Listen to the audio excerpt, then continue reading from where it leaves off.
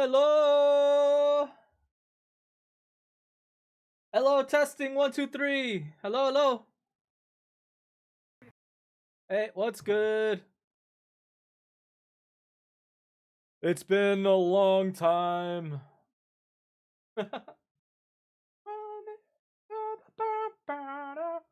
Okay, I just started up stream, by the way, Brian.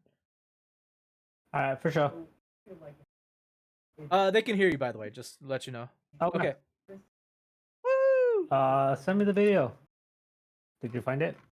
Oh, you wanted hold on. Or were you gonna just stream it? Oh, so you want to do the CES video?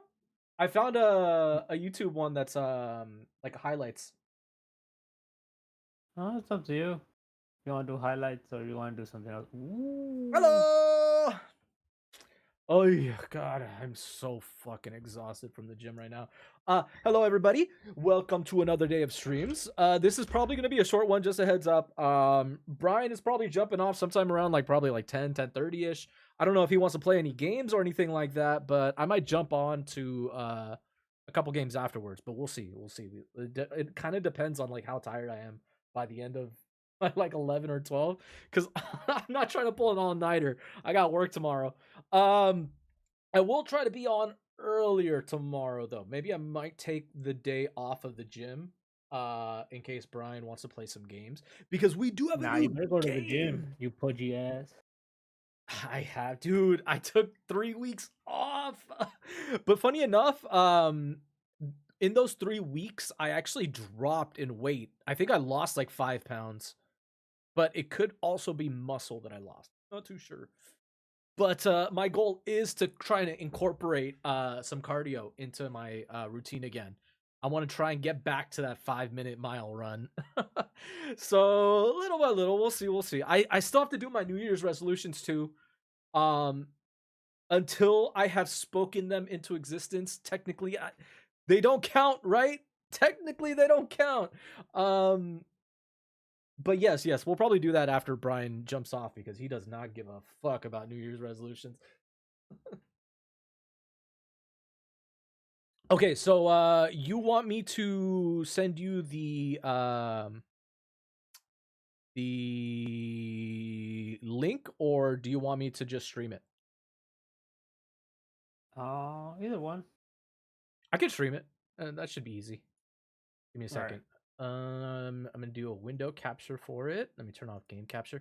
Dude, there's so many games I still have to finish too. I forgot December was supposed to be the it was supposed to be the me finishing all the games that I've fucking have in my backlog, and I didn't stream a single day out of the month.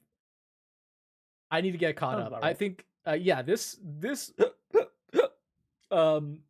this month I'm definitely going to be streaming a lot more. I need to make up, because I think this year I kind of want to break my record on hours streamed. I'm going to look back on all my previous years, and I'm going to try and break, probably I think I was close to breaking 1,000 hours this year, something like that, but I plan to break that by the end of 2026. We'll see though. We'll see. Okay. Okay, starting up virtual camera, or do you want me to just stream it directly? What do you mean? Like share screen? Oh yeah, just share your screen like always. Okay. Does it share audio? I forget. Yeah, it does. As long as you're sharing the application, not the actual. I think I'm just sharing screen. We'll find out. We'll find out right now. No, you have to share your application, not screen. Yes, it is application. Okay, cool. Okay, ready? Yeah. Switching over. Let me see if I'm gonna test out the audio. Okay. Hello? You can hear that. Okay, so this is the NVIDIA keynotes. Okay, it's broken down into 9 minutes, so they're probably gonna shorten a lot of the conversation stuff. They're not gonna get too into detail with some of the stuff. And then I also have a couple of videos for day 1 and day 2 that break down some of the announcements that they had for other companies. But for right now, I know you're heavily focused on Nvidia because you're more you care about like the graphics cards and like how they're going to be utilizing AI and stuff like that, right? I do not care about that. Oh, Las Vegas! All right, let's see. Is it too loud Today for you? we're announcing No, I can lower it Alpamayo, on my end. the world's Okay. first thinking, reasoning, autonomous vehicle AI. Alpamayo is trained end to end, Is this literally from camera in to actuation out. wait? The camera in, lots and lots of miles that are driven by itself, Is this their combat for like the Where Sony human car drive that it. came out a little while ago? driven using human Like last year? demonstration. And we have lots and know. lots of miles that are I generated don't by even Cosmos. think it actually launched. In addition to that, hundreds of thousands of examples are labeled very, very carefully so that we could teach the car how to drive. Is that the same Alpamayo does jacket you something wore that's last really year? Special. Not only does it take sensor input Probably. and activates steering wheel, Fascination of the jacket. brakes, and Well, I and think he rides a acceleration. motorcycle, right? So also this is probably like his reasons motorcycle about jacket. what action it is about to take. It tells you what action is going to take. 'Cause it the looks like it's reasons an by armored which jacket. It came about that action, and then, of course, the trajectory. All of these are coupled directly and trained very specifically by a large combination of human trained and as well as Cosmos Human generated train. data. And so, but every single car will have autonomous vehicle capability. Every single car will be AI powered. And so the model okay. layer in this case is Alpamayo, and the application above that is the Mercedes-Benz. Okay, So, what's your opinion on AI being utilized in like vehicles right now, where it's still like in the test phase and stuff like that? Do you think there's going to be like a lot of issues, like a lot of accidents that are probably going to occur within the first like year or two of it? Yeah, probably gonna take the same way Tesla did. Bunch of accidents. Yeah, but do you remember like their plan for Tesla though? They were going to be creating like a bunch of like underground tunnels that were going to be like self-driving car only access kind of thing. Like whatever happened to Yeah. that shit? I don't know. Yeah, I'll be honest, it's I weird, really don't right? know. And like I wonder if it's going to like turn into more like public transportation or if it's going to kind of like stay as like privatized transportation, right?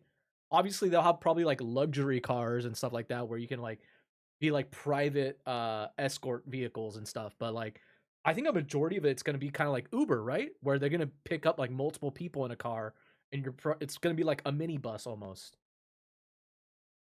So this I don't know. entire stack is our first NVIDIA first entire stack endeavor. And we've been working on it for this entire time, and I'm just so happy that the first AV car from NVIDIA is going to be on the road in Q1, and then it goes Europe in Q2, here in the United States in Q1, then Europe in Q2, and I think it's Asia in Q3 and Q4. And the powerful thing is that we're going to keep on updating it with next versions of Alpamayo and versions after that. This car just got rated. It just went to production. The Mercedes-Benz CLA was just rated by NCAP, the world's safest car. That's Mercedes though. Wait. But what is this rating based off of? Like existing AI cars or like cars, like vehicles in general, like safety wise?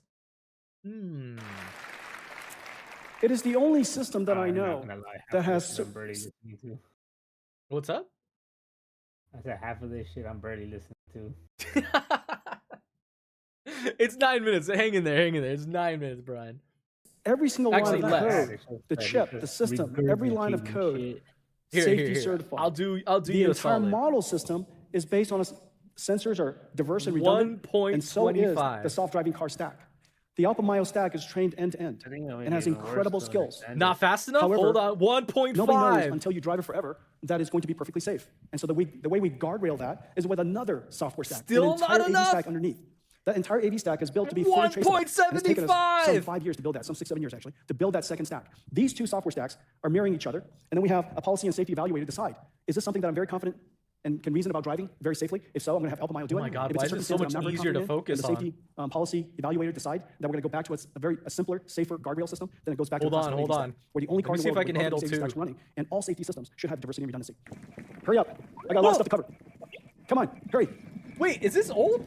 I Did you swear I tell saw LGBT this you're like a gonna couple months ago. Did you? At C3PO? And today we're announcing that Siemens is also doing the same thing. We're going to integrate CUDA-X, physical AI, agentic AI, Nemo, CUDA-X. And today we're announcing that Siemens is also doing the same thing. We're going to integrate CUDA. What the fuck is Siemens? Wait, what? Who in their right mind named something Siemens in their company? Wait, what? What is a Siemens? CUDA-X, physical AI, agentic AI, Nemo, Nemotron, deeply integrated into the world of Siemens. Wait, what the fuck is a Siemens? Wait. Siemens. I don't think. Okay, it corrected it into seasons. what the fuck is a Siemens? And the reason for that is this. First, we designed the chips, and all of it in the future will be accelerated by NVIDIA. I'm afraid to type it into We're going to Google. have agentic chip designers and system designers working with us, helping us not do design just as opening we up have a tab agentic software on engineers this. helping our software engineers code today. And so we'll have agentic chip designers and system designers. We're going to create you inside this. But then we have to build you. We have to build the plants, the factories that manufacture you. We have to design the manufacturing lines that assemble all of you. And these manufacturing plants are going to be essentially gigantic robots. Oh my Incredible, God. isn't that? I didn't tell you about the nightmare that I had the other day, did I? Oh my God. I fucking woke up from a nightmare. Okay, so like every streamer like has talked about this before, right? They have these nightmares where like they dream where they're like live or some shit like that, and like some embarrassing thing will happen. Dude, the other night I was dreaming, and I swear to God, I thought I was live. I think it was the night that like I passed out like on New Year's. But I swear to God, I thought like some titties fucking flashed in on stream and shit. And like I damn near almost fucking crashed out, man. Right? I know. And so Vera Rubin's the person that we named our next computer after. Isn't that a good idea? I know. Okay, Vera Rubin is designed to address this fundamental challenge that we have. The amount of computation necessary for AI is skyrocketing. And if Vera Rubin is going to be in time for this year, it must be in production by now. And so today, I can tell you that Vera Rubin is in full production. This is a Rubin pod, 1,152 GPUs in 16 racks. pod. Each one of the racks, as you know, has 72. Is this supposed to be like the new Vera server Rubin, things for like or companies? 72 Rubins. Each one of the Rubins is 2 actual GPU dies connected together. I'm going to show it to you. The Vera CPU. I'm so proud of it. Probably. In a power-constrained world, Gray CPU is 2 times the performance. In a power-constrained world, it's twice the performance per watt of the world's most advanced CPUs. Its data rate is But yeah, insane. no, It was I'm designed serious about to that. process I supercomputers. legit- And Vera was an incredible GPU. Grace was an incredible Your GPU. Now fucking Vera nightmare. increases the Oh, single-threaded man. performance, increases the capacity of the memory, increases everything just dramatically. It's a giant chip. This is the Vera CPU. This is one CPU. And this is connected to the Rubin GPU. Look at that thing. It's a giant chip. We now have a new processor called BlueField 4. BlueField 4 allows us to take a very large data center, isolate different parts See of the it, so size different of users that could use chip, different parts of it. Brian? Make sure it's a What are giant these chip. used We now have for? What's up? You see the size of these chips? connected to Yeah. They're usually the for Rubin the GPU. servers. Look at that thing. God damn. It's a giant chip. We now have a new processor called BlueField 4. BlueField 4 So allows they're us to not take a going to be very large data personal center, computer stuff. isolate That's different like parts of it so that servers. different users could use different parts of it. Make sure that No, everything yeah, can be this is all virtualized, for that everything AI can be virtualized. data So you center. offload a lot of the virtualization software, the security Ron. software, the networking software for your north-south traffic. BlueField And so 4. BlueField 4 comes That's standard why with every it's single one of like these computers. going over my We head decided 'cause they're not that we would create an really industry shit standard about system so that the entire their ecosystem, consumers. all of our supply chain could standardize on these components. There are some 80,000 different components that make up these NGX systems, and it's a total waste if They're we were to change it showing every shit single that year. we can't Every single afford. major computer company, from Foxconn to Quanta to Wistron, the list goes on and on, to HP and Dell and Lenovo, everybody knows how to build these systems. And so the fact that we could squeeze Vera Rubin into this, even though the performance is so much higher, and very importantly, the power is twice as high. The power of Vera Rubin is twice as high as Grace Blackwell. And yet, and this is the miracle, the air that goes into it, the air flow is about the same, and very importantly, the water that goes into it is the same temperature, 45 degrees C. With 45 degrees C, no water chillers are necessary for data centers. I'm We're kind of basically cooling curious this supercomputer with hot water. if this is the same if this is the same thing they've been utilizing for the past couple of years for like data collection. I think it's in like New York, right? I think New York has like this gigantic building that has like no windows, like no ventilation or anything like that, but it's like a gigantic like server room that like just collects information. I forget exactly for which division of the government, but I think it's like it's either CIA, FBI, or like the Pentagon itself, but like it's like this gigantic server room that has like a bunch of these just lined up. There's a bunch of This is the world's first companies that manufactured have chip using giant server rooms TSMC's like that. new process that we co-innovated called COOP. No, It's a but silicon this one's photonics, like integrated silicon photonics really, process really technology. famous. It's And like this known allows to us be to like take a silicon black photonics site kind directly of right thing. to the chip. And this is 512 ports Oh, maybe. at 200 gigabits per second. That was it? Cool. CES 2026 is underway here in Las Vegas with yet another Samsung first look, and of course CES unveiled. But earlier in the day, I actually got to check out the brand new Galaxy interested in like Samsung technologies and stuff like that, like their TVs and their handhelds and shit? Not really. I pretty much, because most of the stuff is just all like experimental, and anything that actually flops doesn't come Fold. to And after seeing it in actual person, I really think this might be production. the next big leap Did in you mobile hear productivity. about Now, we've had their tons of rumors about new the new television iPhone that's Fold, but coming this out is though? going beyond that. This is 3 folds. At its core, this feels like everything that Samsung has Which learned one from the is Z Fold it? 7. The one Folds. that projection through water? Is it the What do you one that think can about these bend the folding screen? fucking phones, man? I don't like them. I don't like the folding phones. You know they got rated like the least durable phone by like some YouTuber the other day. I believe it. You know what's coming back? Hmm. Flip phone. The flip phones. with Yeah, modern yeah. The technology. sidekicks and shit like that. No. More like the Razor, like old school Razor. Oh, those phones. You know, I have seen But the like the ones that look like makeup cases and shit. no. They look like the ones that you flip open and everything, and they have modern hardware, meaning that you can run all the newest apps and. Yeah. No, wait, what? Wait, oh Yes. my god, so you're saying there's a chance that Nokia might make a comeback then? I don't know about Nokia. Dude, Nokia is still I don't care. If you rock a Nokia, you are fucking flexing so hard. Push it even further. The big difference is that extra fold. I Instead don't of know who opening you're once flexing, into a but sort of square-like tablet, yeah, I don't sure. like this, man. I really don't like this sort of technology, like the folding tech. It looks nice, but like I would love for like holograms or like the projection to like finally start making a thing, you know? shape, the trifold opens twice, giving you a much larger inner display and a whole new way to use a phone. You know, It feels I'm kind of curious on if that's what's going to end up happening in the near future, right?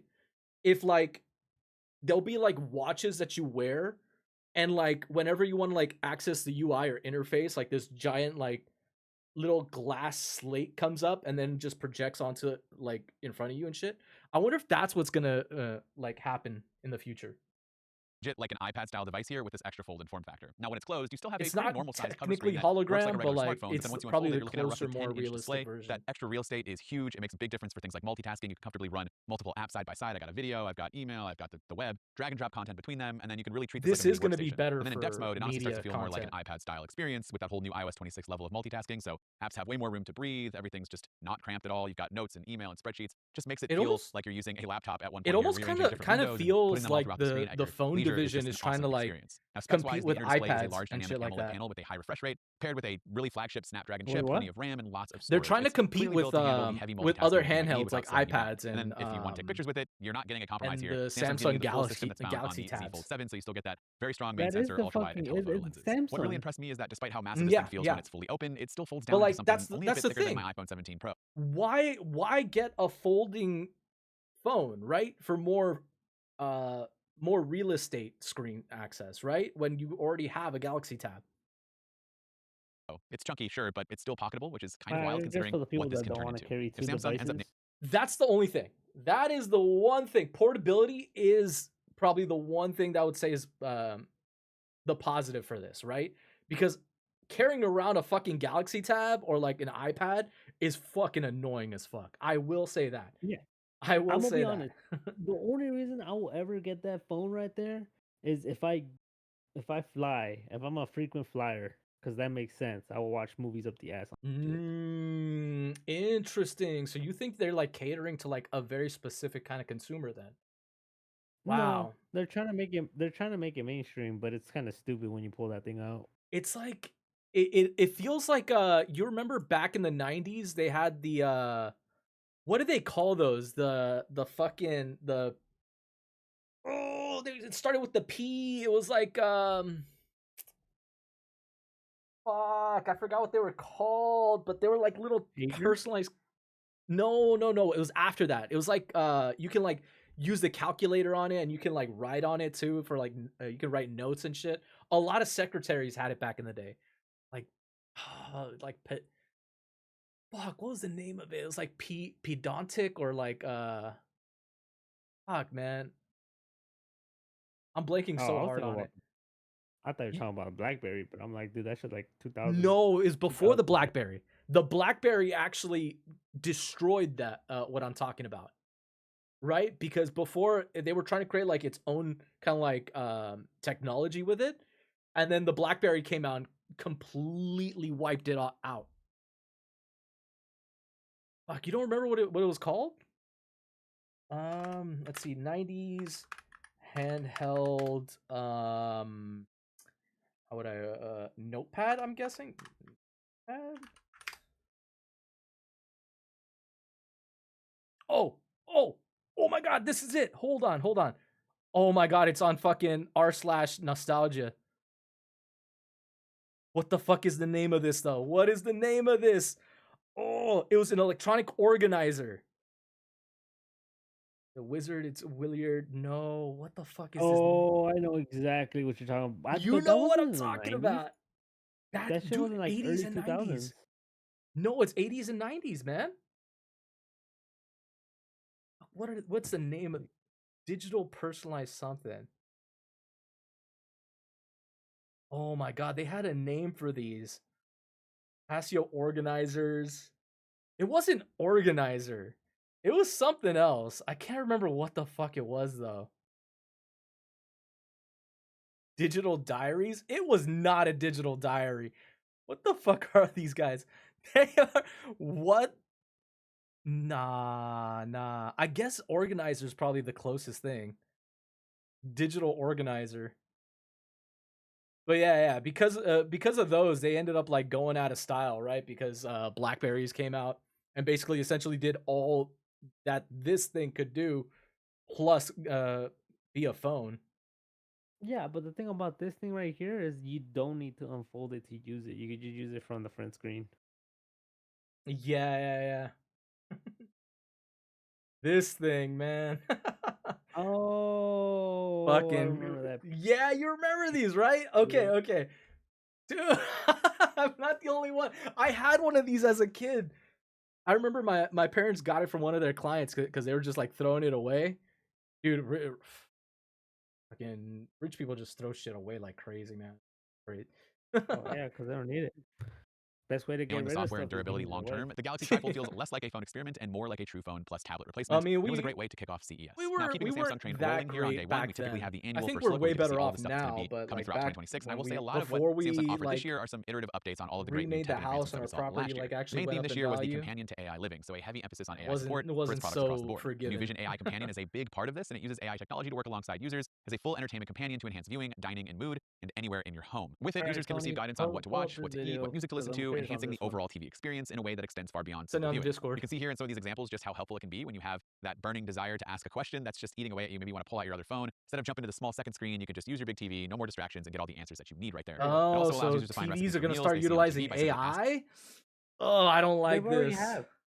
I They already have. know, but There is AI TVs already. dude, fucking televisions are already such a huge invasion of privacy, man. It's it's crazy. Like a lot of people don't know this, but like devices like Alexa and televisions that have like built-in AI already listen to you in crazy amount, right? A lot of people don't know about this stuff because they don't have access to the information, but they sell that whatever like your audio information, and they utilize a lot of AI to kind of like turn into like textual text formats and audio formats and stuff like that, and sell it to advertising companies. And that's why like there's so many like ads that are geared towards you and shit like that. And even if you turn off the setting for these things on those devices, they still listen, passively, which is the scariest part about that. There's no privacy whatsoever. And it goes back to like back with like the 360, the Xbox 360 and the Kinect. You remember there was like that huge lawsuit about how like hackers would like get into these devices and they'd be able to just like monitor people without them even knowing about it if it was connected into the Wi-Fi in some way. It's the craziest fucking thing, man. There's absolutely no privacy whatsoever when it comes to the internet nowadays, and it's getting even worse and worse day by day. For more information on it and Okay, getting so you recommendations that wanna- align with your health and fitness. You'd rather watch this video? Yeah, because this guy's just talking about his experience and his love of this phone. What the fuck? I Okay, need some commotion in my life. Gamers Nexus. Was this a metalhead? He's And like, now with vibe coding, Did he just unironically say vibe coding? and this isn't marketing speak. Okay, this is a good start. See you later. Intel got on the stage at the Consumer Oh, you're Electronics Show fast 2026 forwarding today it? Alright, to take I'm back gonna the watch performance mine on crown Here, from here, competitor here, I'll put it AMD normal. and from part-time There competitor, you go, there you full-time go. sugar daddy NVIDIA. Wait, so Get out do you there, watch this guy a Intel. lot? Give him hell. Graphics at Intel, no, It's but an interesting history. I've seen him before. lacking in key He's the one that features, fights driver support, a lot of fucking and frankly, different companies. performance. Oh, it's this Okay, guy. Not the strongest opener, And on top but of that, he maybe actually is he's one of the cooking. few people so that today, actually we are overclocks very and does proud all the to fucking announce the next testing. generation integrated Right, GPU right, right. we've been referring This to is as the guy that 12C, is always but the talking about world how will know like everybody as else is a Intel sellout Arc and shit, B390 right? graphics. Okay, What? it's not a desktop GPU. How everybody either. else is kind of like bought by But companies. maybe he's got somewhere he's going with this. Today, Oh, we're maybe? excited to don't know. confirm that the new Yeah, Arc graphics yeah, in I've Panther heard Lake there's kind of like beef. will be the first integrated He has beef with graphics almost ever everyone. to ship day one with AI-based multi-frame generation, Is he sponsored by delivering by 3 Newegg? AI-generated frames I forget. for No. every one No, rendered he's sponsored frame. by like actual companies and shit. No, he fought Newegg not that long ago because of the Oh, whole that's RMA That's right. situation. Intel is the first I one forgot in about that. 2026 to announce multi-frame generation for Fuck, how long has X. this guy been No, around? it's not. It's He's the been first around for a one to while. have multi-frame generation on integrated graphics on day one shipping. There's the more qualifiers you add, the more good it is. But Intel hasn't forgotten about gaming. In fact, it hasn't forgotten about gaming so much that it's working with Saudi Arabia PIF and Jared Kushner investment EA Games to integrate MFG 4X. As we turn on multi-frame generation in the driver, you can see that we can scale to an incredibly smooth experience. Over 120 frame per second and nearly 3 times faster than AMD. Wait. Bring that chart back up. Zoom. Enhance. No, wait, don't enhance that much. Okay, that's good. Intel is pulling at NVIDIA. These Okay, mother- I don't trust those numbers at all, man. Whenever they show these fucking images, and it's always like, oh, we're performing this much better. It's Wait. always so fucking inaccurate. Hear what he's about to Fuckers. say right now. That is not how that works. Been saying this for like a year now. So Okay, let me okay. attempt to do some math.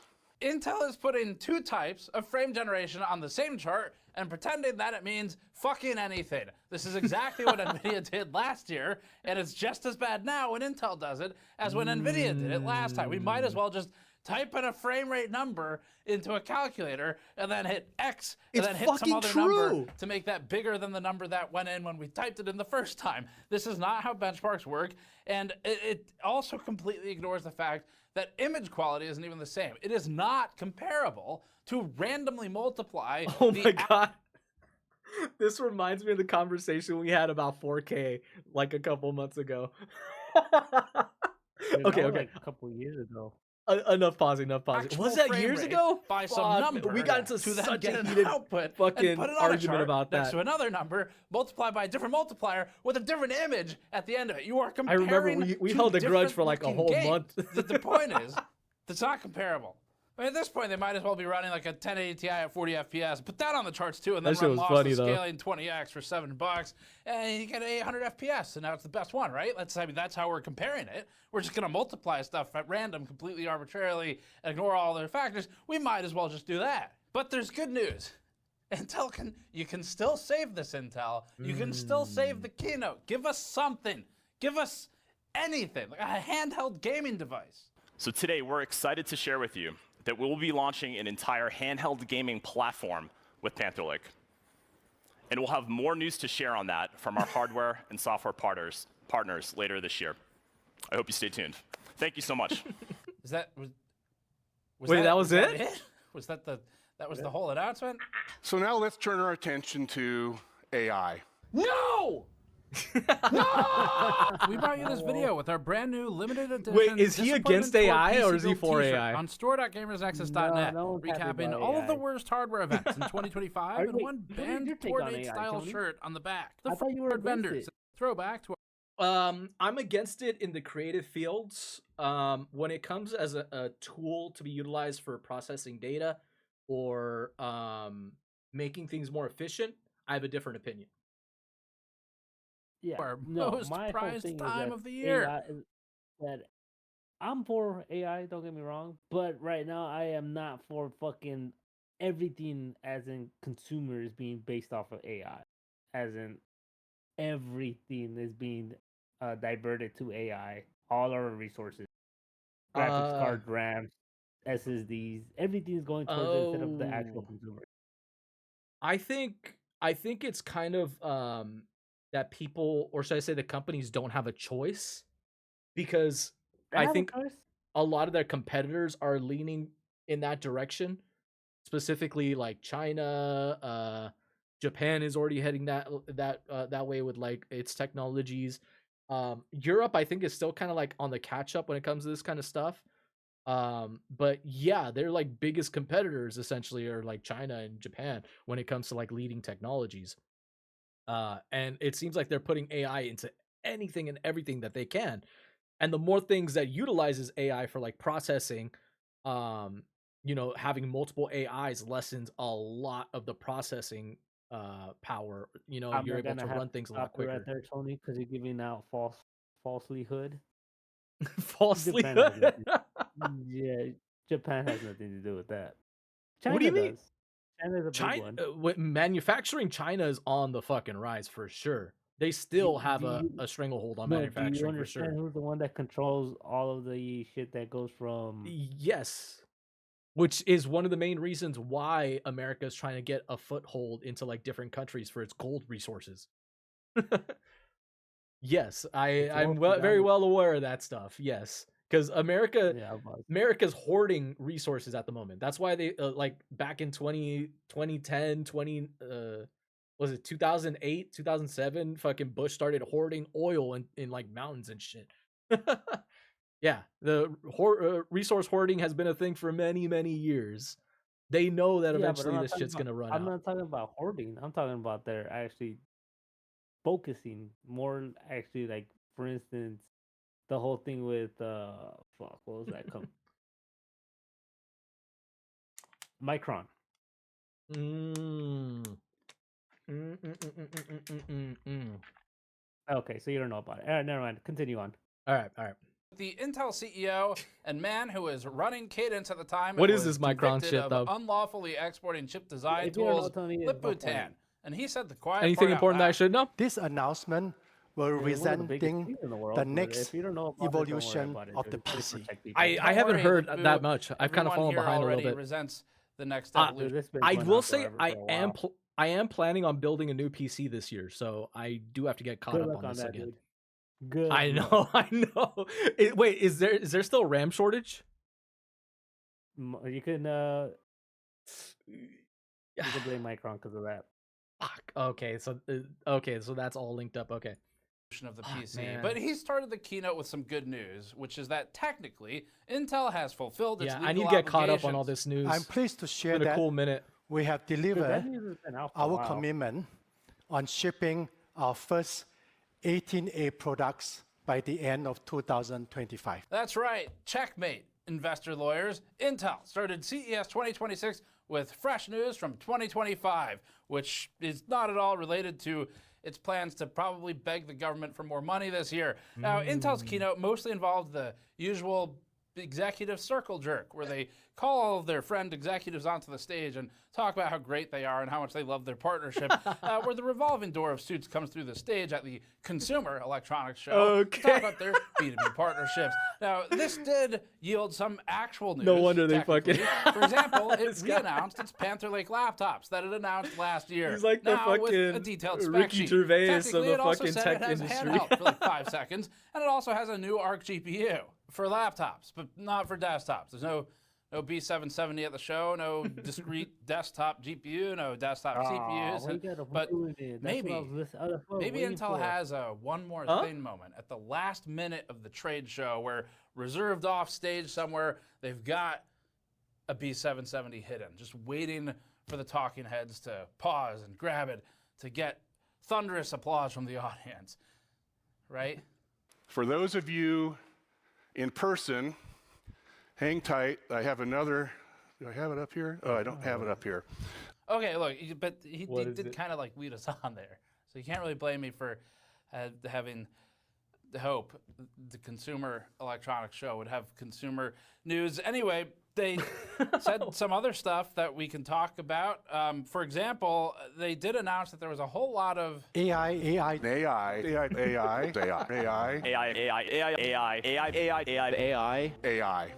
Because that way, Okay.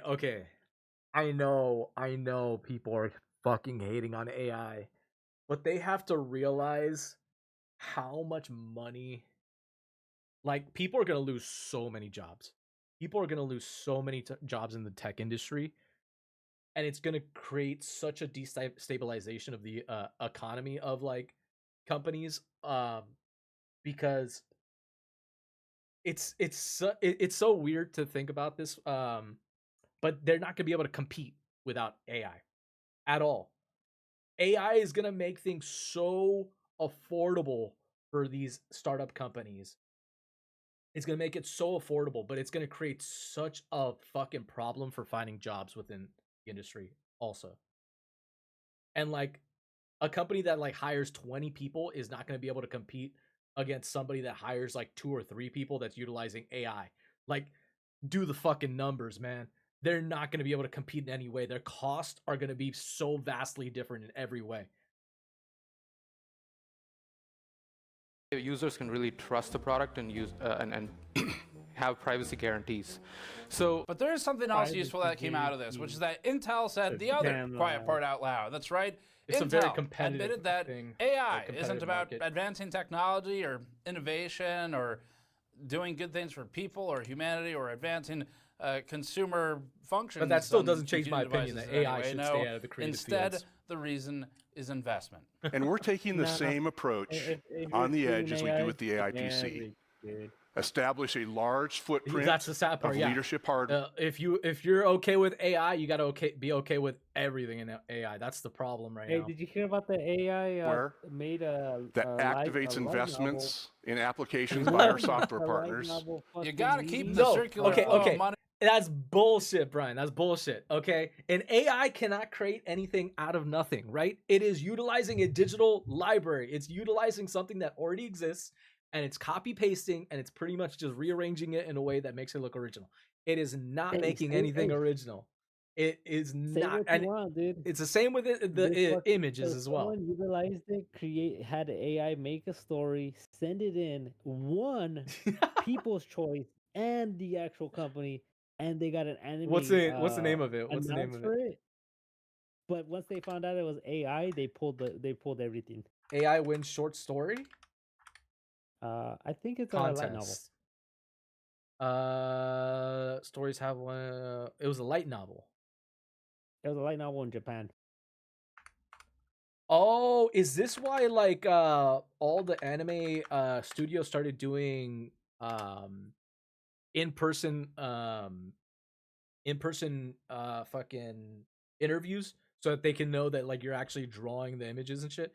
No. AI generated isekai novel wins Alpha Polis Grand Prize. Is that the one? That's the one, but it's not. an They isekai? didn't draw Tony. It's an isekai? Oh god. It's an let me see. isekai. Yeah. Now on top of that, it is not they didn't draw. Yeah, of course they're not gonna fucking draw. It's a light novel. Yeah, it's a light. That's why I said it was a light novel. But you were talking about drawing. I'm like, I don't know why you're talking about drawing.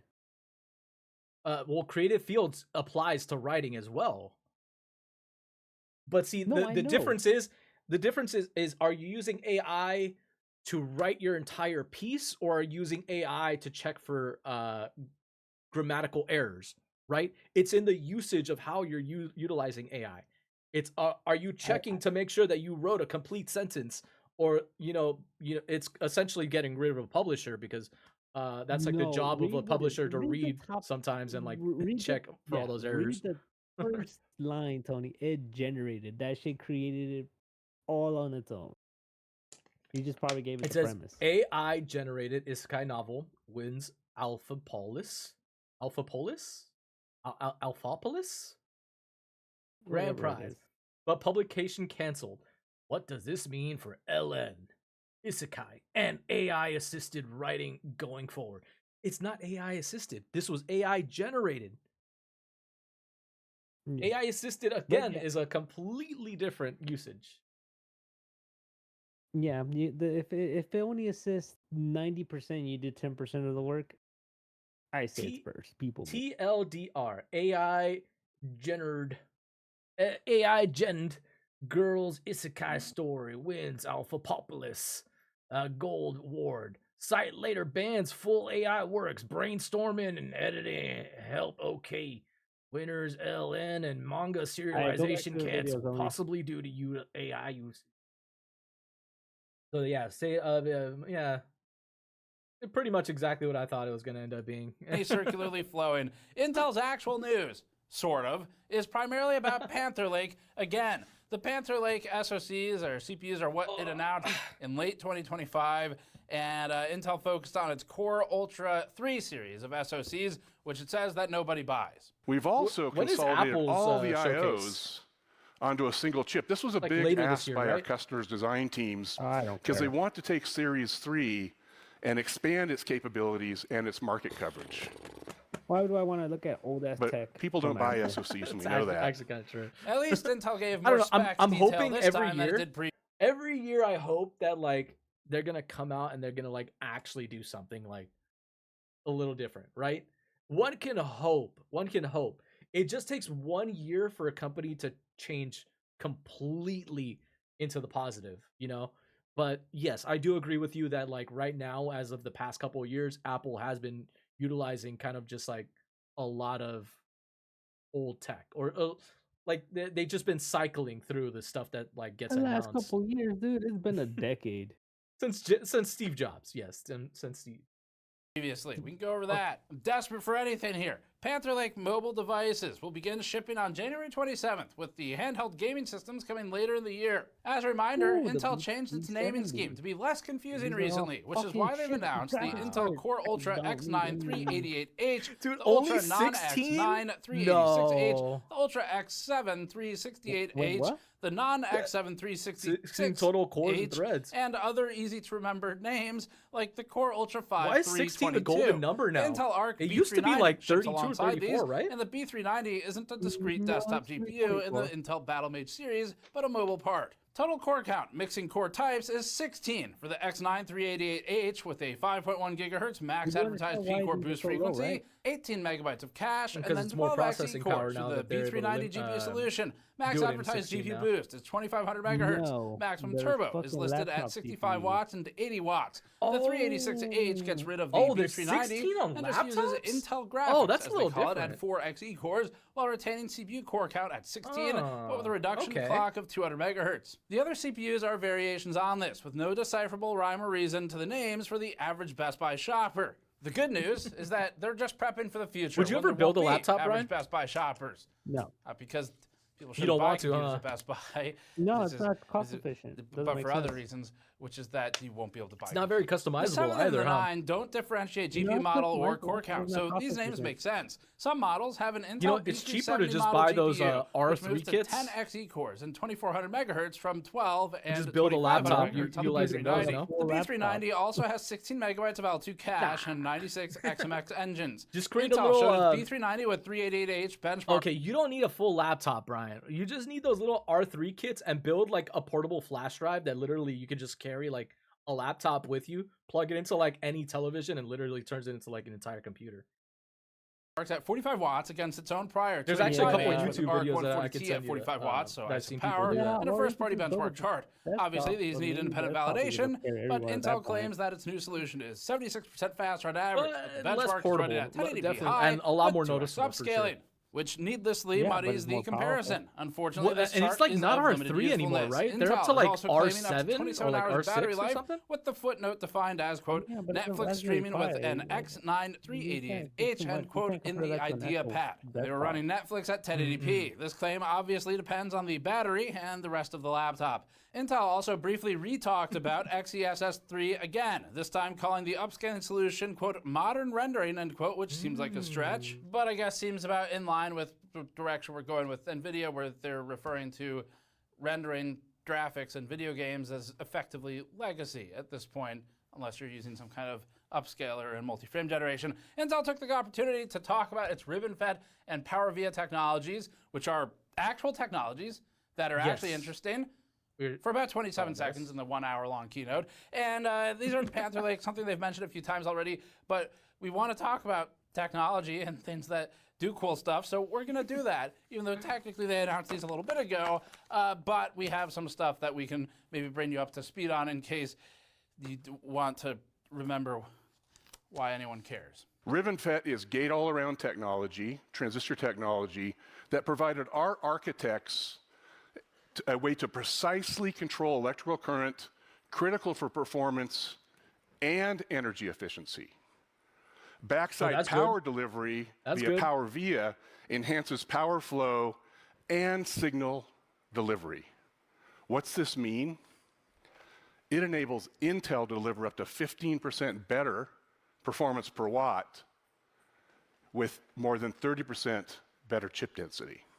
Intel is using backside power delivery called PowerVia for these new 18 angstrom or 18A CPUs. We actually previously filmed an unpublished interview discussion with analyst David Cantor about backside power delivery. Now, the reason the interview didn't go up with David Cantor a couple years ago was because it was sort of predicated on a bunch of rumors that ended up not being true, where Intel was supposed to be shipping God, my backside power legs. delivery My CPUs legs are earlier caving than in. it actually is. Now it is. Damn, this So whole finally the periscope is going discussion white. is relevant, and it's pretty interesting because David Cantor goes through That's some of the wise, like a technicals wizard, of Brian. what this is, why it's interesting, what the benefits are. So we'll play like a minute or two of that, so you can at least walk away from this video with some good technical foundation as to what that is, since Intel decided to not provide anything even remotely close to useful on stage. Generally speaking, the papers that I've seen tend to point at like 6 to 8% better frequency at the same power level. Pretty significant improvements in density in terms of how many transistors and circuits you can pack into a given area.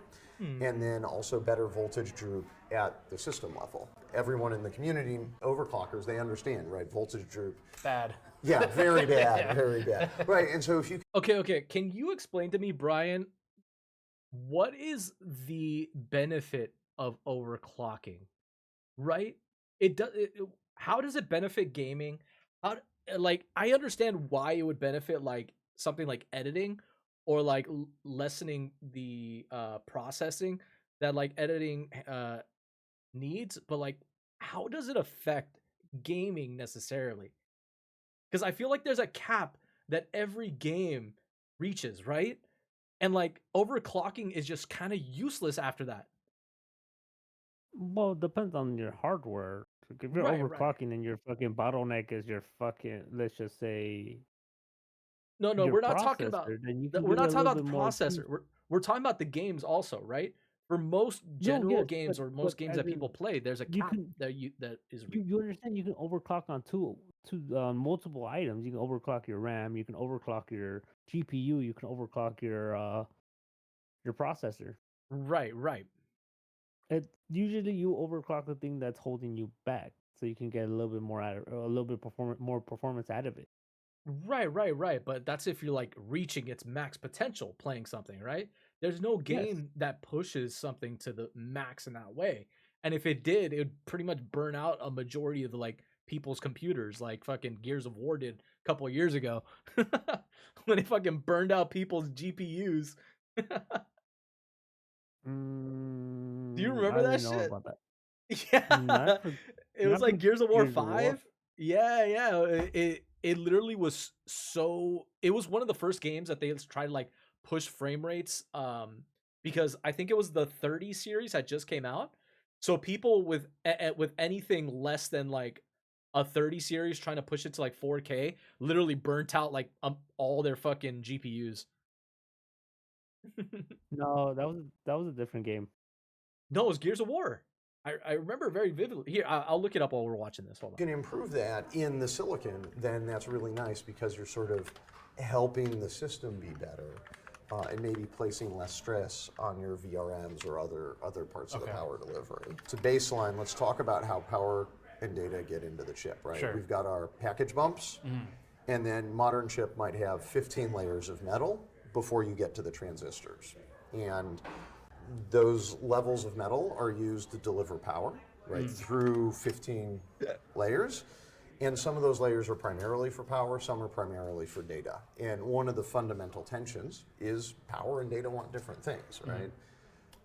You know, if you think about power, you want big fat wires that deliver a lot of power, low When resistance. was it? It was so long ago, man. Right, something's got to power those floating point multiply accumulate units. But for data, we want the smallest wires we can get. We want to pack them in really dense so we can just move the data really easily. So there's this tension. What backside power does is says, okay, let's take one side. If you think about building this out, what you do is you first build out the data side and then the transistors. And then you build out the power on the backside. Okay. Have you ever actually thought about like going into like building your own motherboard at some point, Brian? From scratch? Yeah, from scratch, like building every No. little. You wouldn't want to do that? No. No.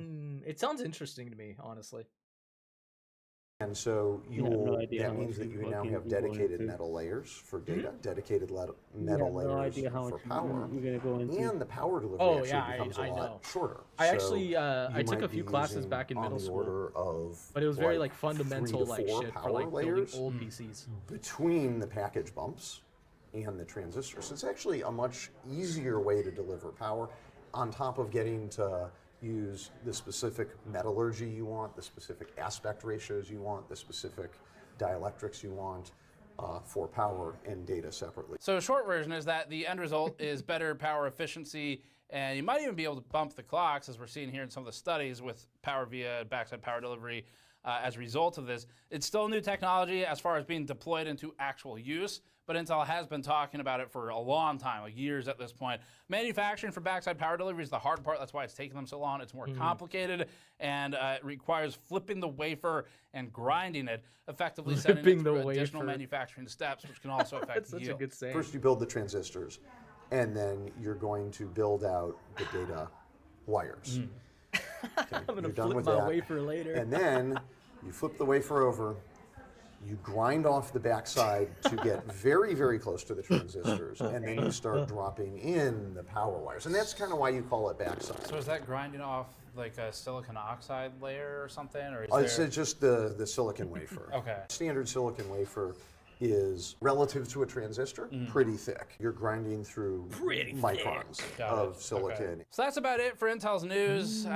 It was like a little That's bit the of most Panther Lake disgusting stuff, news. which is just, I mean, they already announced Panther Lake, so that was kind of So a dud, the pretty video was lame. garbage. Intel was Yeah, it has garbage. specs Fuck, now. all right, well, I think Yay! AMD's probably And gonna they be also non Everybody's trying to go balls deep into we did AI. message Intel and ask, hey, B770? Nobody's focusing on Question like mark, any and of they the other said, divisions right now. Not at this show. No Oh, they're B770 pulling at this funding show, from all the or, other divisions.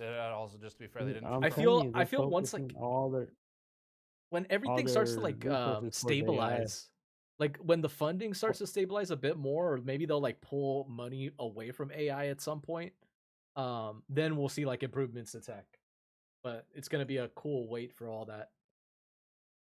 You know what? I heard rumors that Nvidia might be bringing back Hmm. the 3060. You're talking about this. Okay. Tell me what this is all about. Why are they bringing back the 3060? And why is They this want such to big use news? because they want to use all of their more advanced VR or what is it? The VR chips they use for their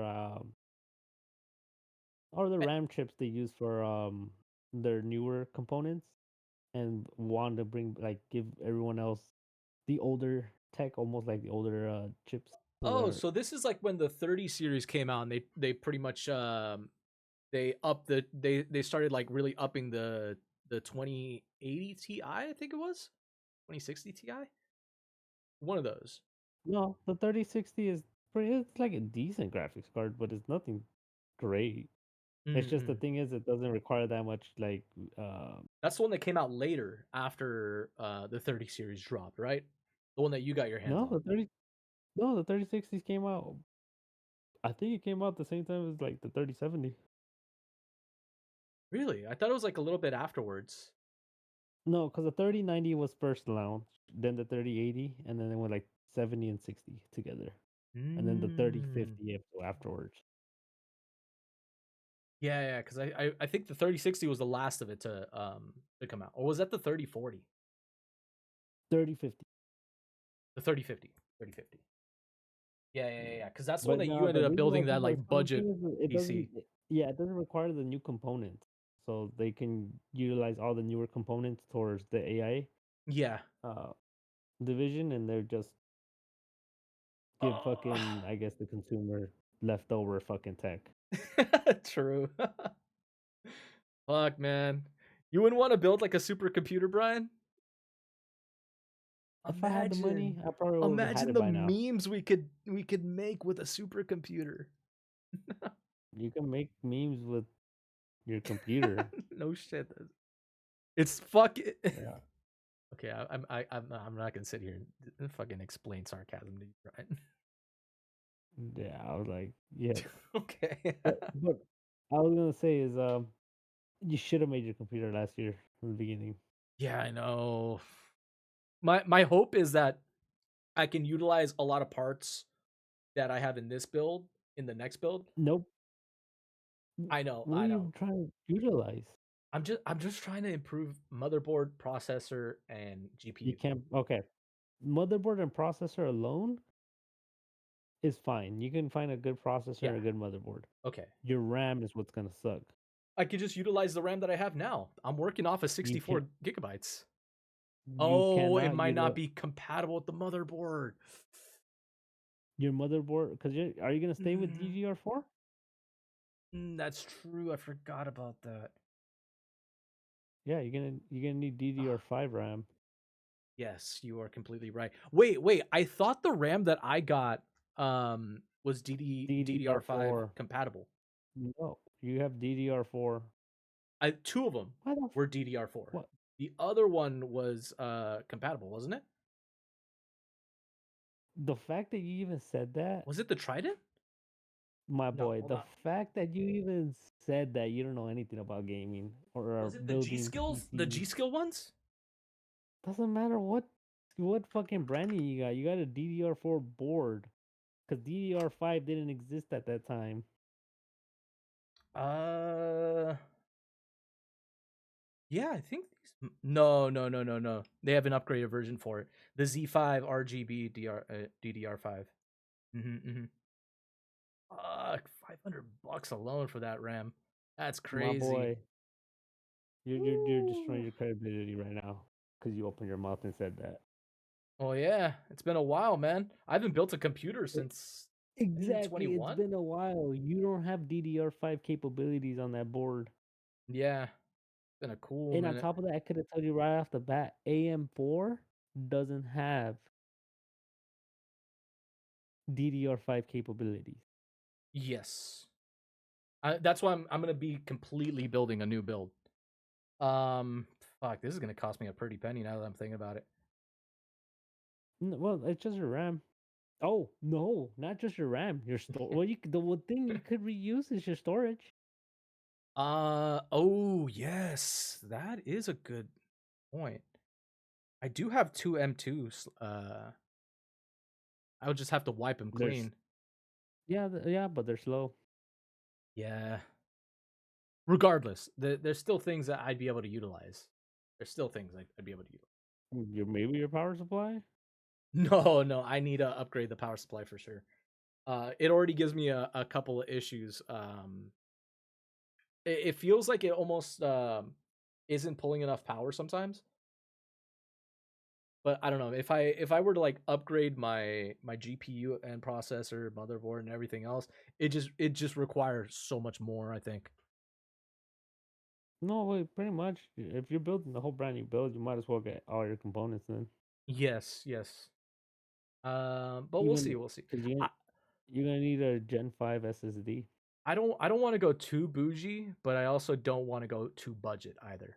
You know, I'm gonna be honest, there is no budget.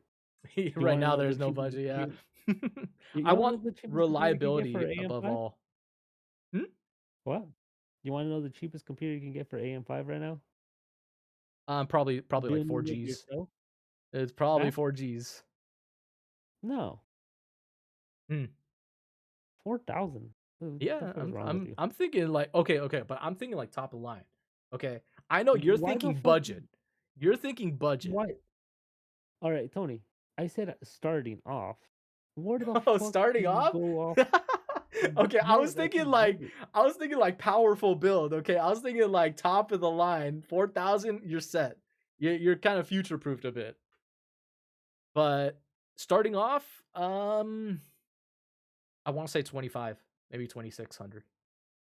No, you can make one for like 1,500.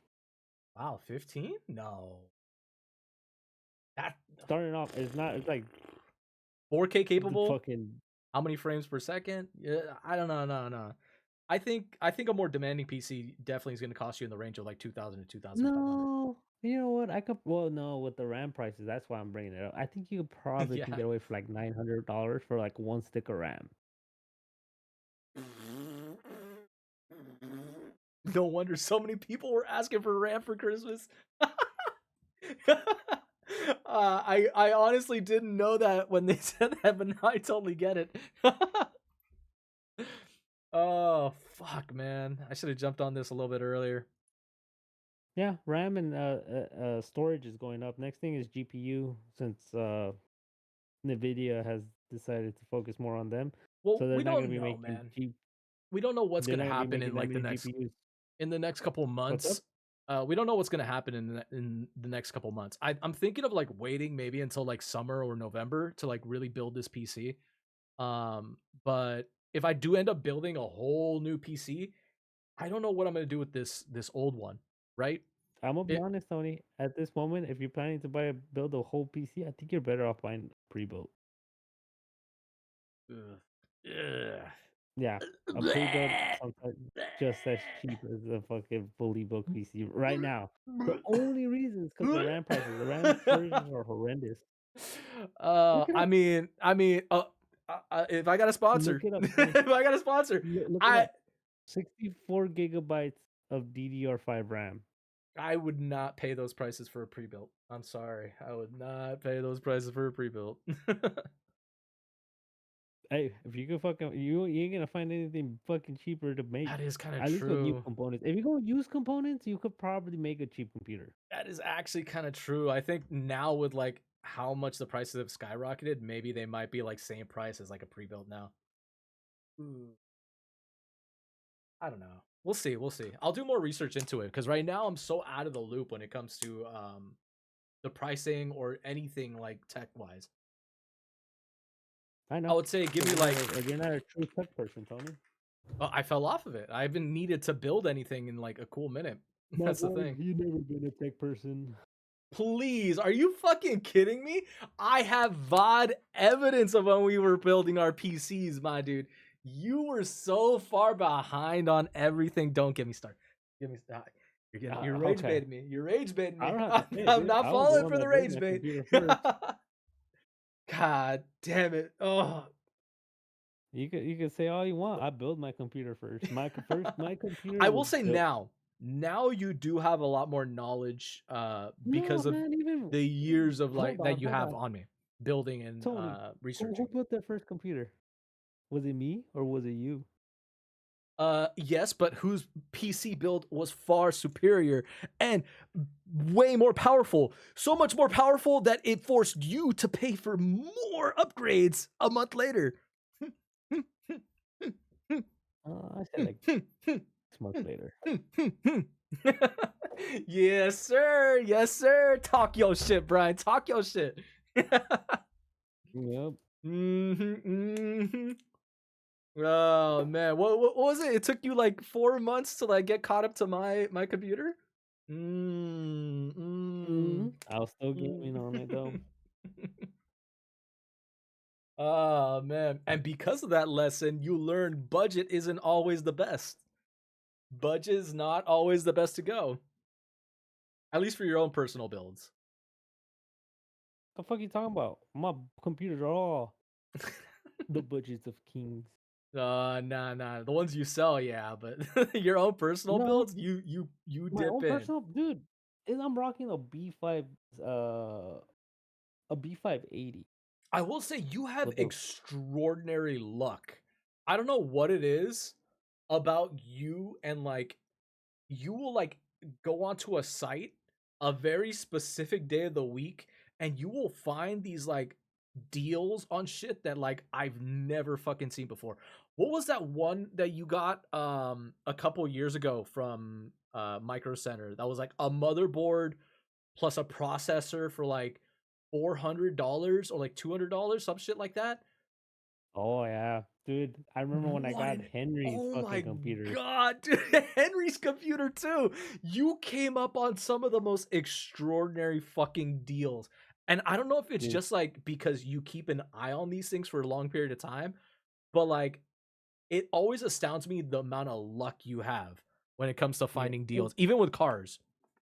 You want to know? Hey Tony, do you remember that One Piece card book you got? The first one we ever bought. The one that you have in the box. Yes, The I one still you have haven't that opened? actually. I still have it. Yeah, You still have it sealed and everything, right? yeah, and it's in very, very pristine condition. I haven't Fucking moved it great. from its spot. It's like literally in the closet Tony. back there. It's retailed at $650. We in the positive, boys. Okay. Tell me how much the Pokemon box is going for now. The 151 Yes, sir. is about almost $800. Oh my god, no fuck. Yo, this is why I love collecting. This is why I love collecting, man, because literally the value just like it you never know what's going to fucking pop off. You never know what's going to pop off. I'm still so lucky I bought that extra one. It's literally right there. Yeah, keep It's sealed. still It is sealed worth a in good its amount. box. It's been waiting. But I think I might. I'm just gonna leave it. You know, I don't even want. I'm not collecting the 151s. You know, it's just sitting there waiting. But yeah, I do want to at some point finish that One Piece the One Piece collection because we got so deep into it, and now we are so far behind. What we stopped at like OP6, right? Something like that.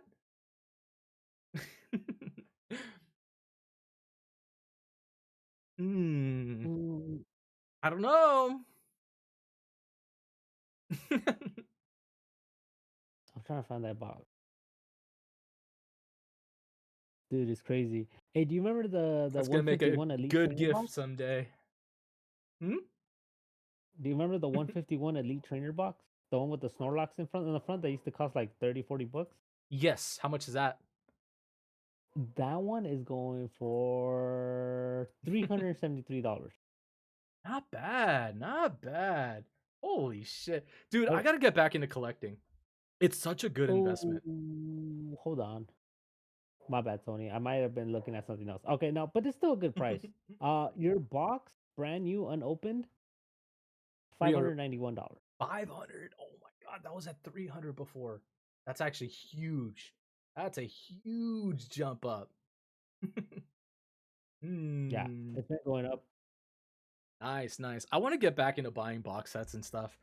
I love like the exclusive shit that like nobody can get their hands on and like never gets reprinted. That's the stuff that like I drool for. Ugh. Yeah. Shit. I think you still have a couple of actual good cards, no? Yes, I still have the what was my most expensive? The Doflamingo?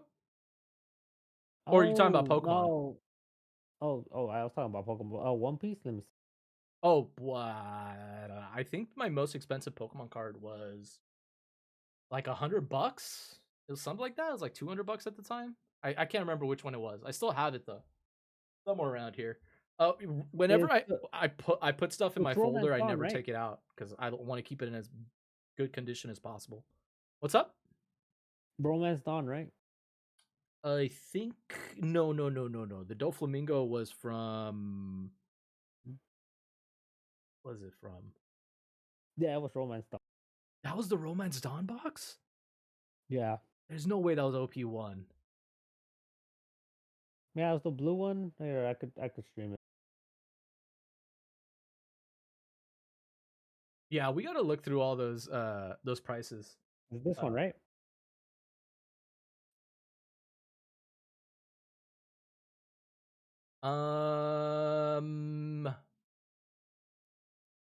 Yes, it is that one.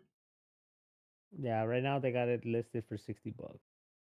Oh, that's still not bad. I mean, it dropped in price, huh? Oh wait, hold on. My bad. These are Japanese. Where is the English? Pug. You know, at some point, I'm probably. Oh my god! Ah, yeah, About woo! $300. Oh my! Oh, holy moly! See, someday, Brian, these cards are gonna buy us a house. If we ever find a buyer for them.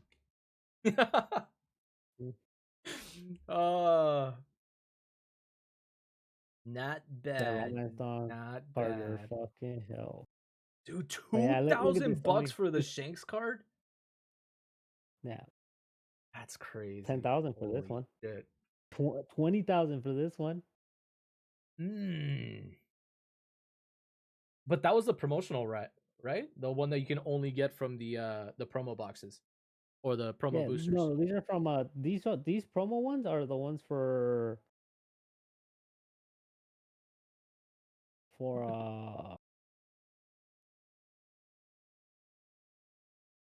events.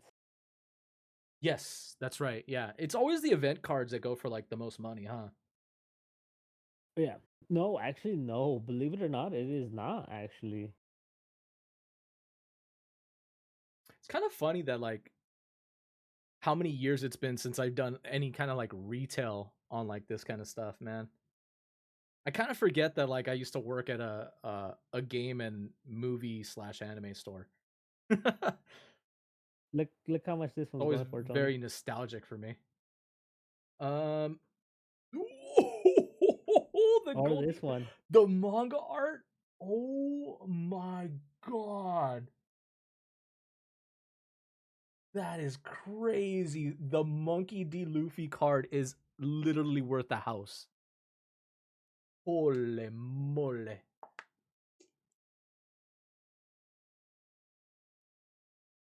I forgot, did you pull that Right? one?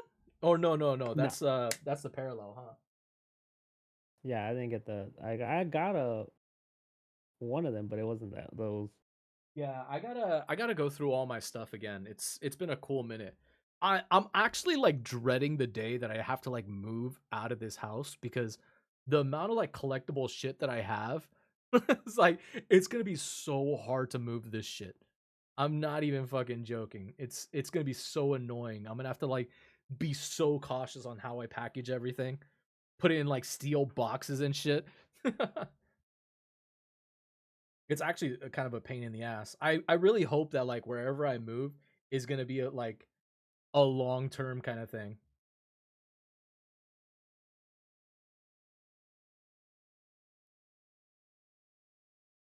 Damn, these fucking cards are expensive. I'm kind of surprised the Boa card's not going for more. The Boa card was like the most expensive for Romance Dawn when it was first starting out, right?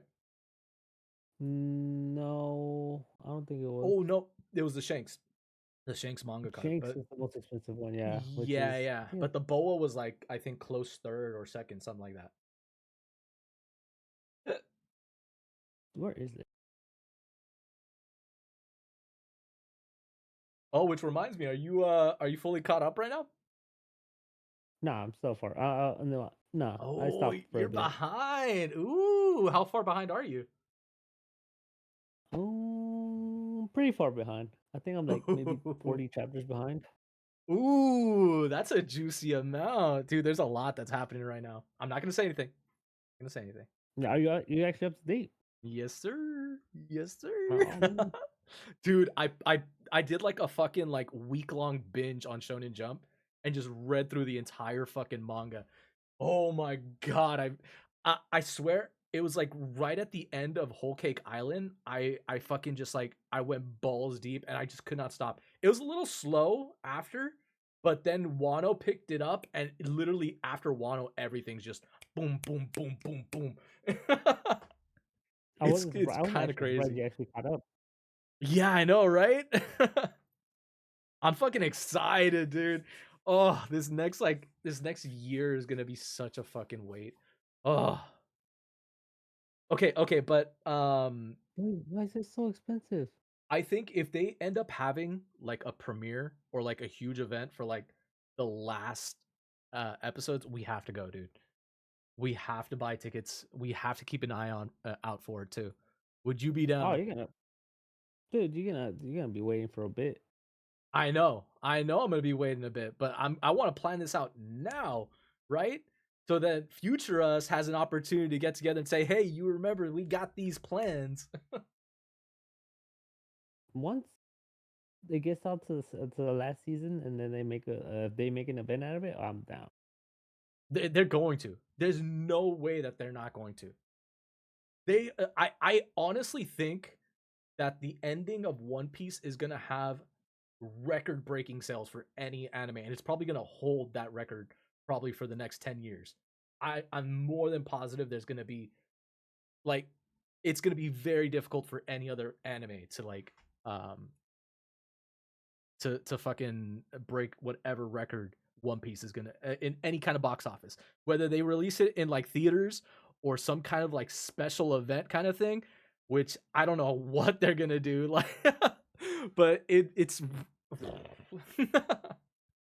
it'll be really cool to see. It'll be really cool to see. All I gotta say. I'll be honest, some of these cards are sick as fuck. I think they're gonna probably do like a trilogy, right? It has to be 3 movies. They're not gonna do episodes. I think it's gonna be 3 movies and it's gonna be the ending of One Piece kind of thing. Or like the entire last arc is just gonna be like all movies that they're gonna release in theaters. Double packs are so expensive.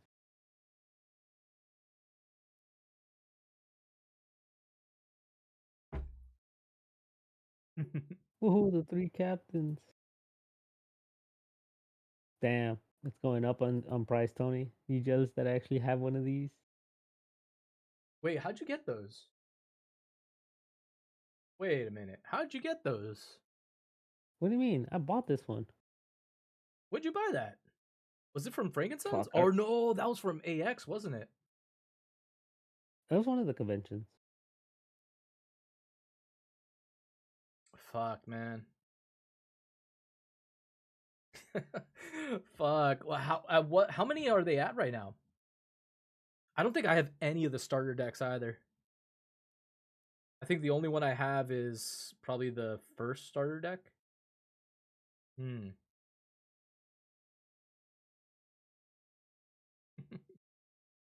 Oh, that's not too bad. It's $23. Damn, your most hated card, Tony. Dude, I fucking hate that card. Oh my god. It is such a bitch to go up against. Hold on. Pull it up again. Pull it up again. Don't fucking hide. Don't fucking hide it. Don't hide it. Read out loud what the fuck that card does, okay? Read out Once loud to per the turn, class. -4 Dawn. Rest up to 2 of your opponent's characters with a cost of 6 or less, and then the character gains double attack during this turn. double fucking attack, you guys. Double fight. Look at the fucking power level on this beast, okay? Look at the fucking power level. And he gains double fucking attack. You're telling me this card is fucking fair? This motherfucker put 2 of them in his deck. 2 of them. I didn't even get rid of 1. Such bullshit. Such bullshit. Oh, wait. No. In one of the matches, I did. In one of the matches, I did get rid of 1. And then you pulled out a fucking second one. Oh. Oh my And then I whipped god. your ass. You shut Alright, your Tony, ass Tony. up. That was a No, broken thinking ass about it, deck, man. giving me good times. I'm When you wanna I'm play still another salty. match? I think that match literally we've never played since then, I think. I'm so salty after that one. Oh god. That was the saltiest fucking card match I've ever fucking had. Never in MTG, never in Yu-Gi-Oh, never in any other card game have I ever raged that hard. Oh, that was good. That was a good month though. That was a good month. I think I went into like $300 debt paying for One Piece cards that month. Oh fuck, you remember that? Oh, I think that was around like I do. OP4, OP5. Oh, good times, good times. Fuck, man, I can't believe it's been almost 3 years since I started streaming again. That's crazy to think about, right? Yeah, it's been a while. Ooh, the worst generation? No. I think I have the absolute justice. Oh wow, $7. Big Mom Pirates, $40? No way. Fuck, this No kind of makes me way. want to play One Piece again. I'm not even You gonna should. lie. Just without the did you hear one of the One Piece live action actors won one of the tournaments in Japan? Oh nice. Yeah, I think it was the actor that plays Zoro. He won one of these local tournaments.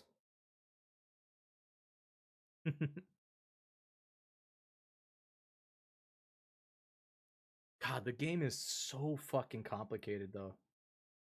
I think in its like later stages. At the beginning, it's really fun, but like the ramp up for some of these tournaments, I don't know if you've seen it. There's people that like take pics of their like after game boards, and it's just like everything all over the place. There's just like 50 dawns on the board. I don't know how the fuck they keep track of it.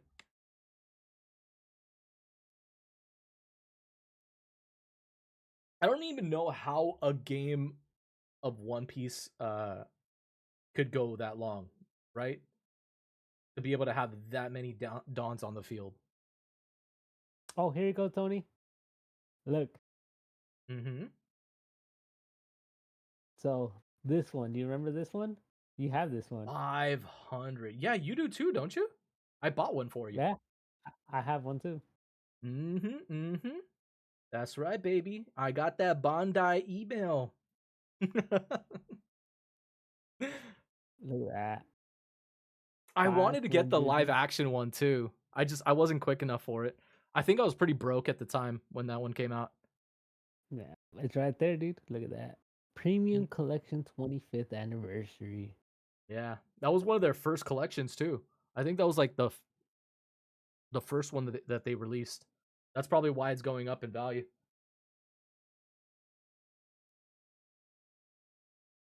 You know which one I also have? Hmm.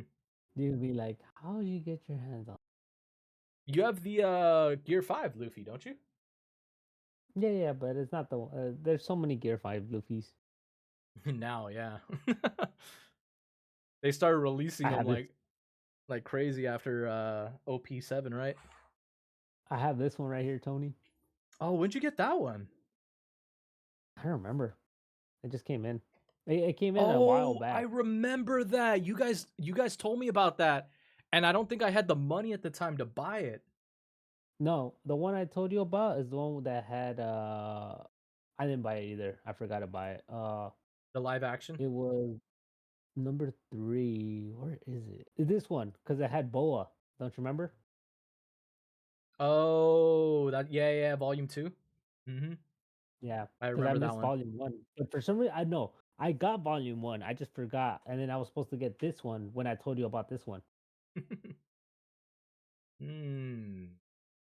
And then look at this one. I'm excited for this one. Oh, coming soon? Yeah, did you read it? What? Heroines edition. Woo! Hold up. Hold up. Sold out. Mhm. Damn. Damn, that shit just went up, and it's not even out yet, which is wild. There you go, Tony. Fuck. We're How going on much a is it? shopping spree this time. Oh, right at the end of February. Holy fuck. It's gonna be your tax return. Ah, there. If I get money this tax return. I think I made a Damn. little bit too much this year, man. Honestly, I think I might have crossed that threshold, and I didn't go to school this year either, so I'm not gonna be able to use that as a fucking a tax thing.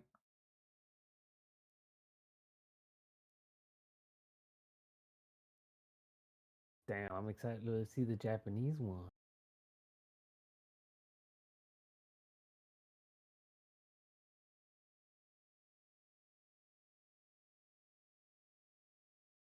I don't have the Japanese. Yeah. Do you actually buy Japanese cards, or is that do you only do the waifu ones in Japanese? No. I'm just trying to see what they have in the Japanese ones. Yeah, because I've seen a lot of people buy those the Japanese Pokemon cards a lot. Fuck, it's been so long since we've been into like cards, man. I just I went into debt buying it, man. I need to get back. I need to get back into it. I can't be buying those like big ass box sets again. But I think I'm back at a place where like I can get back into it safely. It's EB3, I think. EB03 One Piece. Mm.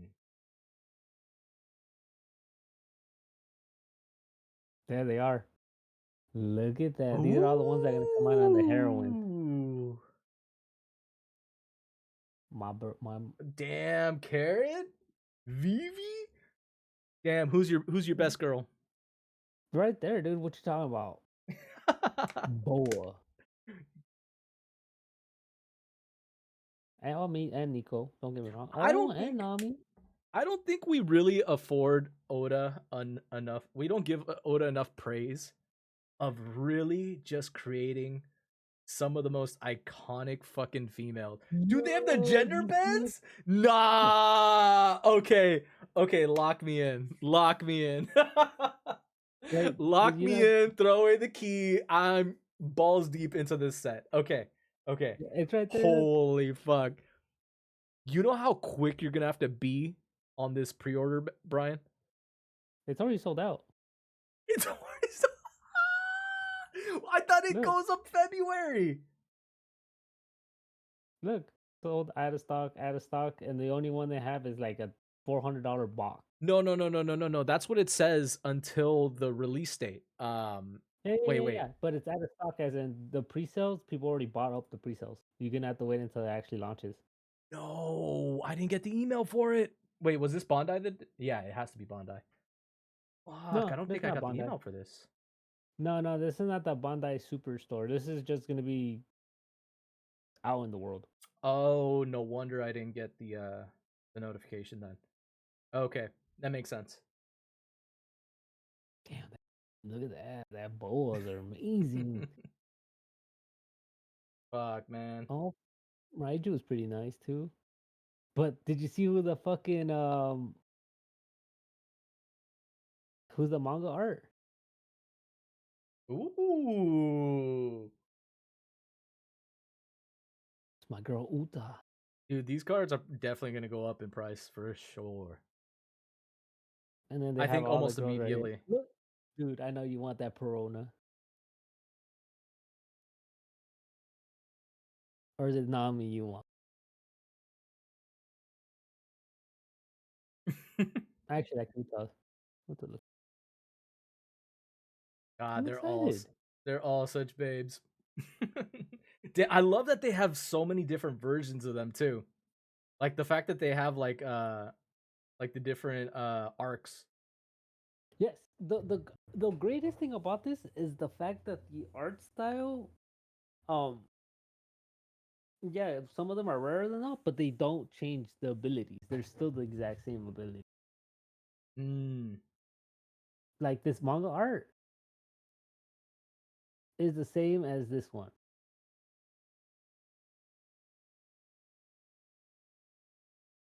See, I think all three of them are the same.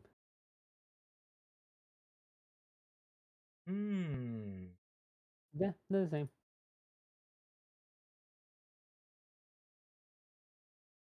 It's just the artwork. So that means you could build the deck with just commons, but That's they'll still crazy. be powerful. I like that they have so many different colors too. How many leaders come in this one? Is it just one leader?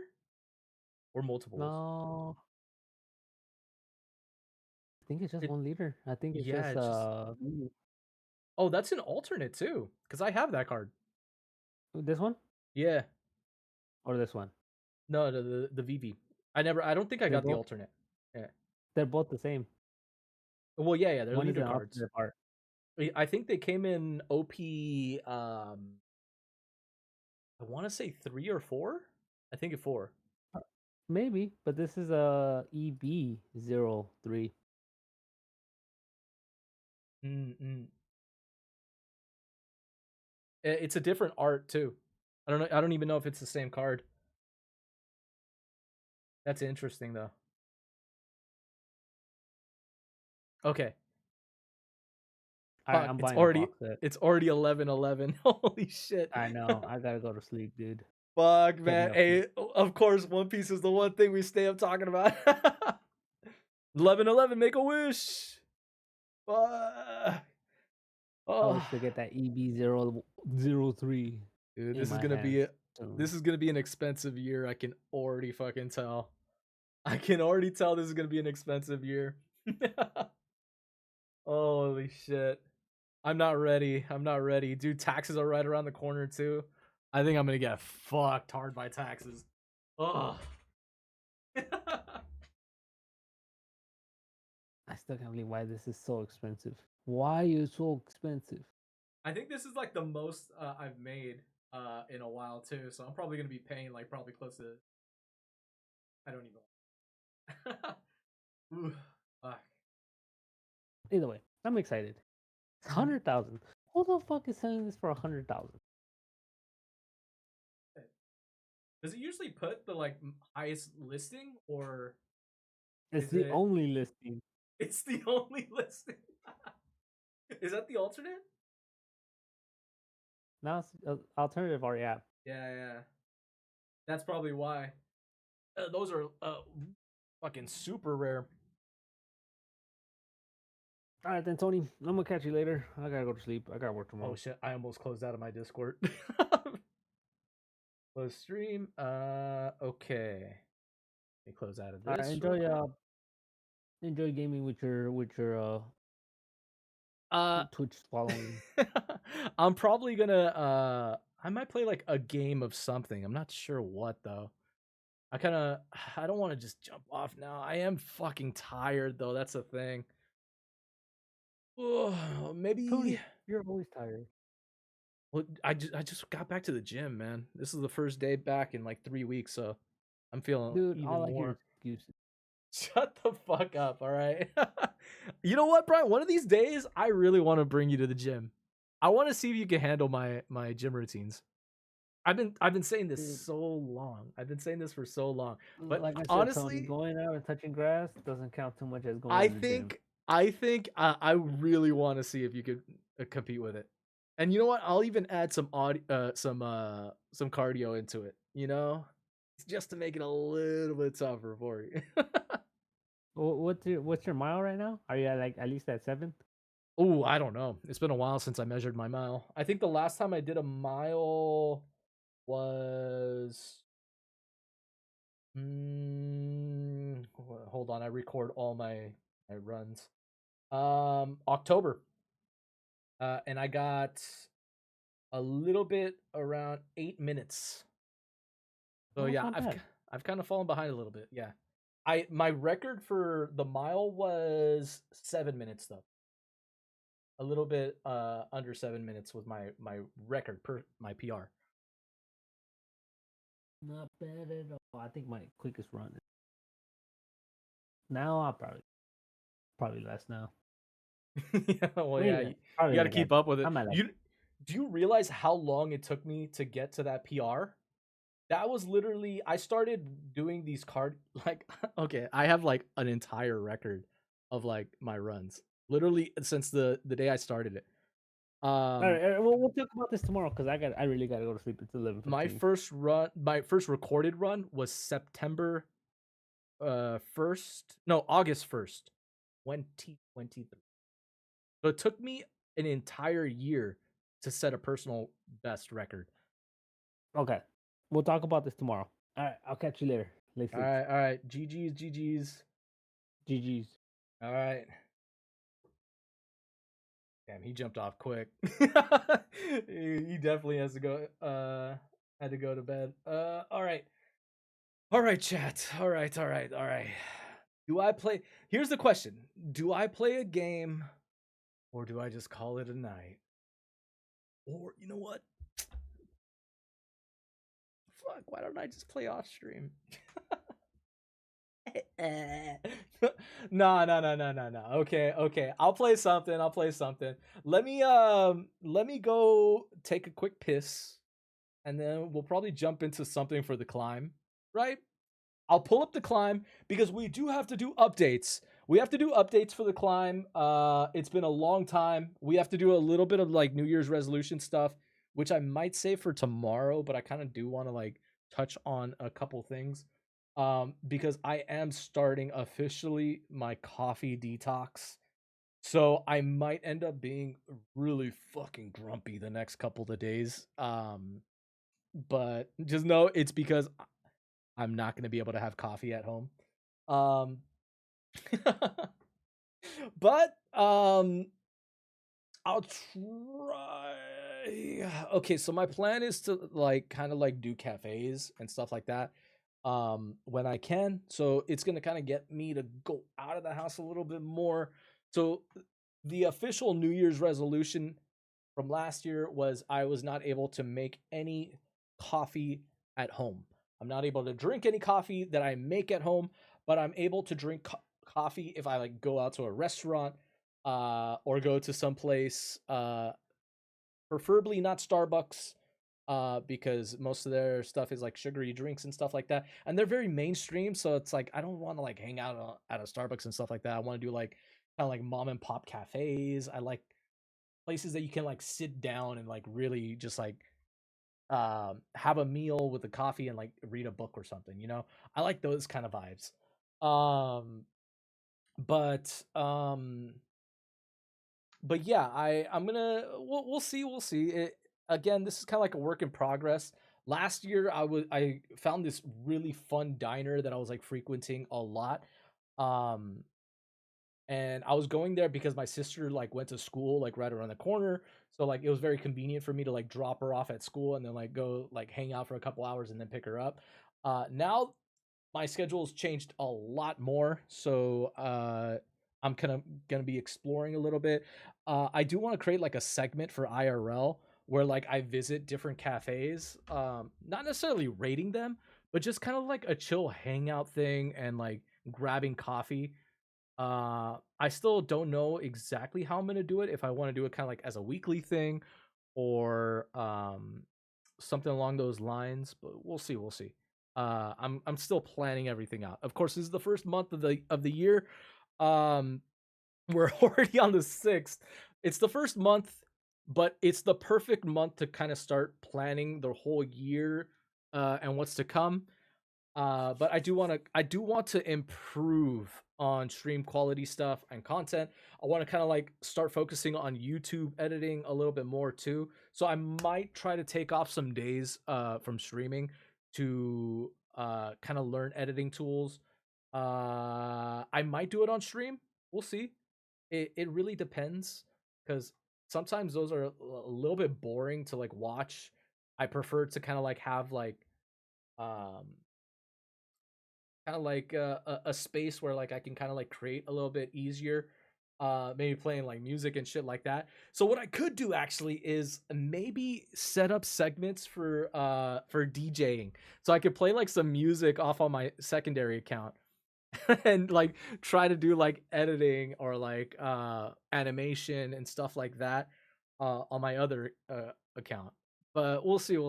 I'll try to work things out here and there, um and see what works best. Oh, which by the way, yes, I did create another account. I forgot about it. I don't think I've logged onto it in a couple months, year last year. But yeah, I'll think about it. I'll think about it. I still don't even know if I'm gonna jump onto it or not. Go follow it though if you guys want. I might go onto it live one of these days. It's pretty much just gonna be me playing music and then like going over like news that's happening and shit like that. But we'll figure it out. We'll figure it. Okay, give me a couple minutes. I'm gonna take a quick break and then I'll be right back. All right. Boom, boom, boom, boom, boom, boom, boom, boom, boom, boom, boom, boom, boom. All right. BRB.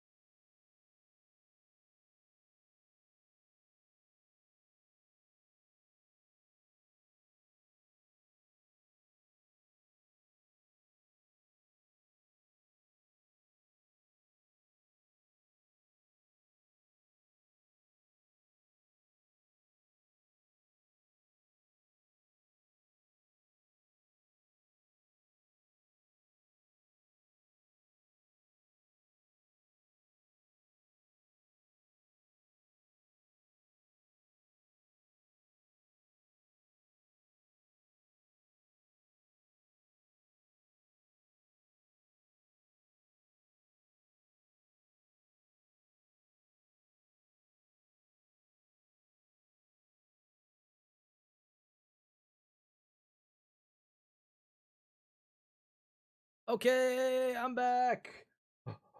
Okay, let me put on some stream beats.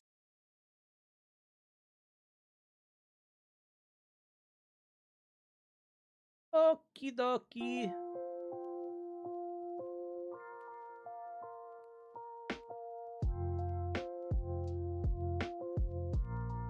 All right.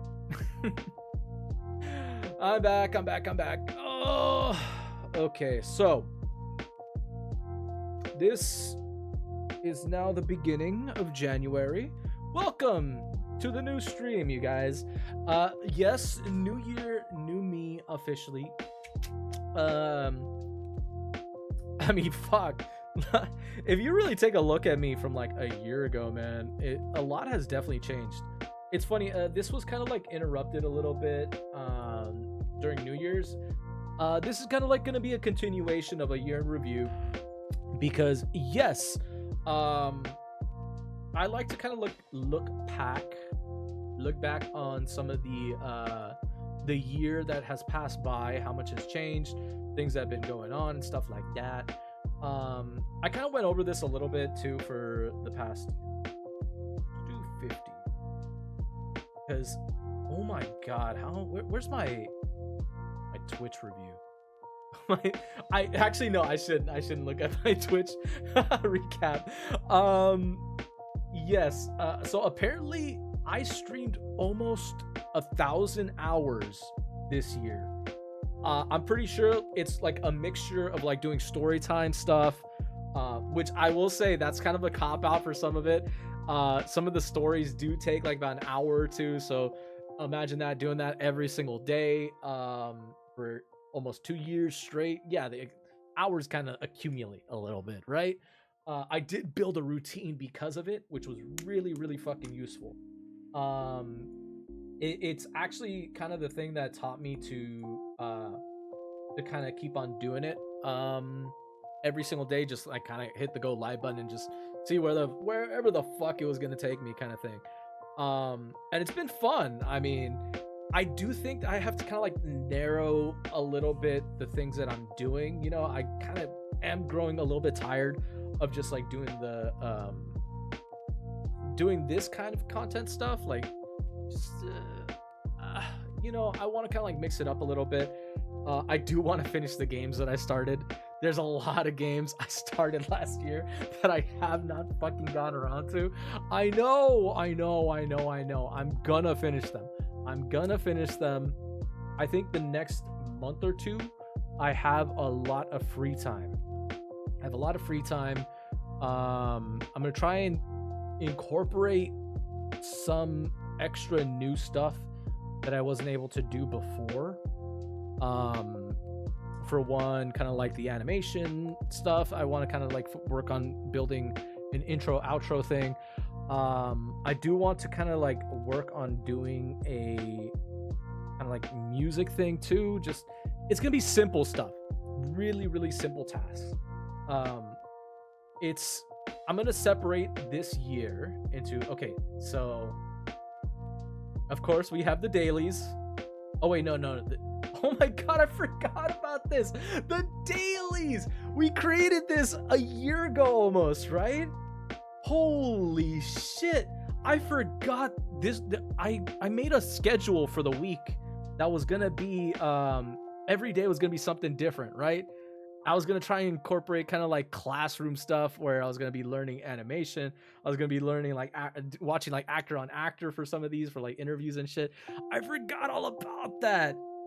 Oh my god, clip of the week farming. We stopped doing clip of the week shit. I forgot about that. Yeah, it's because I realized when I was streaming, it was so easy to kind of like fall out of the news rotation a little bit, as they say, because like while I'm streaming, I can't see a lot of the shit that's like going on around the platform. I can't really see what's going on like other things as well. So you end up missing out on a lot of like important moments. You end up missing out on things that you kind of want to be there for in some ways. But it also is something you have to kind of like, you have to go live, you have to keep on grinding a little bit, because yeah, you do end up suffering a little bit. And nothing shows it more than my YouTube. The fall off of my YouTube account for sure. I had a pretty kind of like decent kind of like, oh my god, that one got so many views. It was kind of like, it was here and there. There were like things that were occurring little by little. There was, you know, there was some got views, some didn't. But when I stopped posting altogether, yeah, when I stopped posting, I think there was like a cool minute where I just like was not posting anything at all. Oh, my camera blocking it a little bit. But yeah, I think it's something that I can definitely improve. I want to start making stuff that's a little bit more more edited in some ways. I want to make stuff that's going to be more entertainment driven for sure, less IRL stream, if that's a thing. But I think that might fall into like my previous channel that I was uploading all my story. You know, oh my god, I haven't been on my other channel in so long. Hold on. I need to like log into it for once. It's been so many months since I logged into this account. It's been so many months. Okay, so current subscribers, I got a fucking subscriber in the past 28 days. How is that possible? I haven't posted anything on this channel in fucking months. My last post was May 7th. Oh my god, this channel gets more likes than my other one. Fuck. I'm not bringing back story time. I'm not. I'm not gonna do it. I mean, hey, I can set up a Patreon for you guys if you guys want. maybe a book club. We'll see. Those were kind of fun though, right? There were a few stories in there that were really good. I think by far my favorite has got to be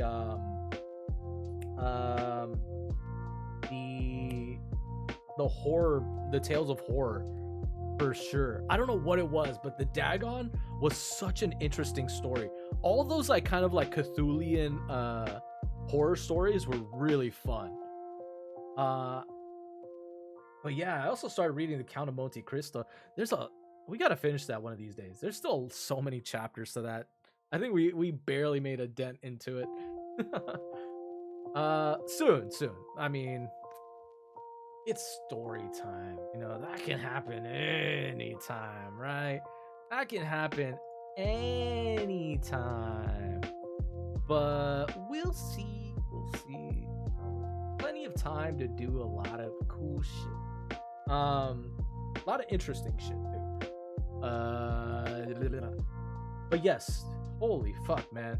What's my most viewed? Oh my god. It's one of my old VODs.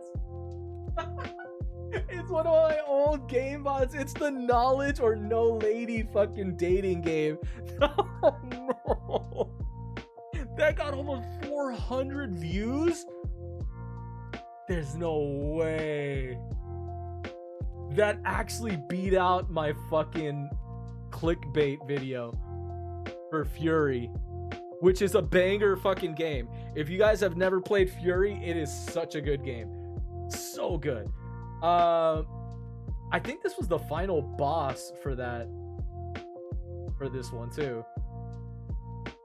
Man, that was so long ago. When did I upload that? 2017! That's one of my OG videos, man. I'm so happy one of my videos from 2014 actually beat it out. It needed to be dethroned a little bit. 84 views after that. But yeah. It's crazy how much traction this channel has compared to my VOD channel. But like it makes me wonder if I focused in on it a little bit more. When was the last one I posted? Was it May? I think it was May. May 7th. Oh my god. My Metro Redux videos. The oldest video I have from 2016. Of course I have it private.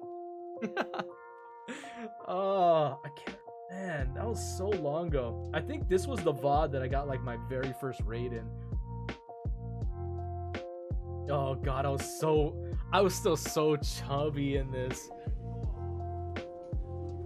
Dude, I was using, I think, a PlayStation Eye camera. Oh no. This might have been a Logitech camera. Look how small my camera is.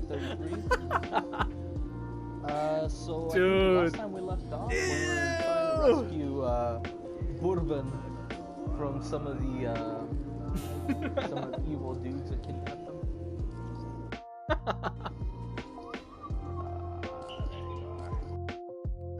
It was funny. I think back then I thought all I had to do was like launch up a game and turn on my camera, and that's like all you had to do, like, to really make it big. I learned so much in the past like couple of years about like what it takes to kind of like be a little bit entertaining. For one, I learned that it's, you know, try not to have like dead space a lot of time, or at least if you are gonna do anything like this, like try to like not go 2 minutes without saying something or commenting, even if it's just kind of like just some random bullshit, you know. Try to be funny when you do it too, because god damn, I think it's not just for like people that are watching you. I feel like it's for yourself some of the time too. Like, you really just like enjoy streaming so much more when you're just kind of like having fun with it and fucking around and not really worrying so much. I kind of get that mentality too with some people where they like turn off the view count on their OBS. It's so smart. It's so smart because I feel people do kind of focus in on it a little bit, and there's like so many people that will tune into you like through VODs or like through a YouTube video or something along those lines. So like you have to kind of like assume that somebody's going to be watching at some point, which is really weird. It's really weird to think about. But you know, time is just a construct. At least when it comes to like content creation, I think. I do want to do some weird gimmick shit, okay?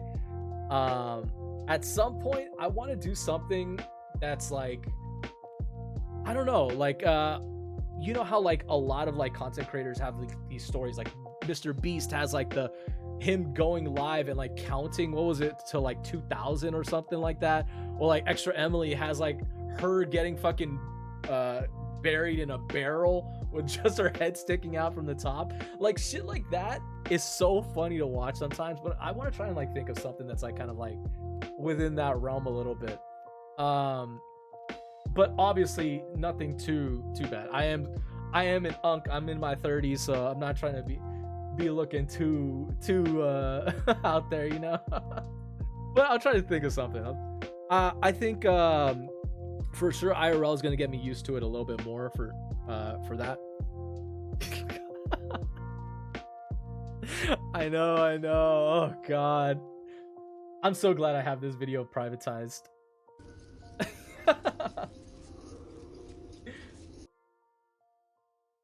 Oh, what else do we have here? Everybody's Gone to the Rapture. That was such a good game.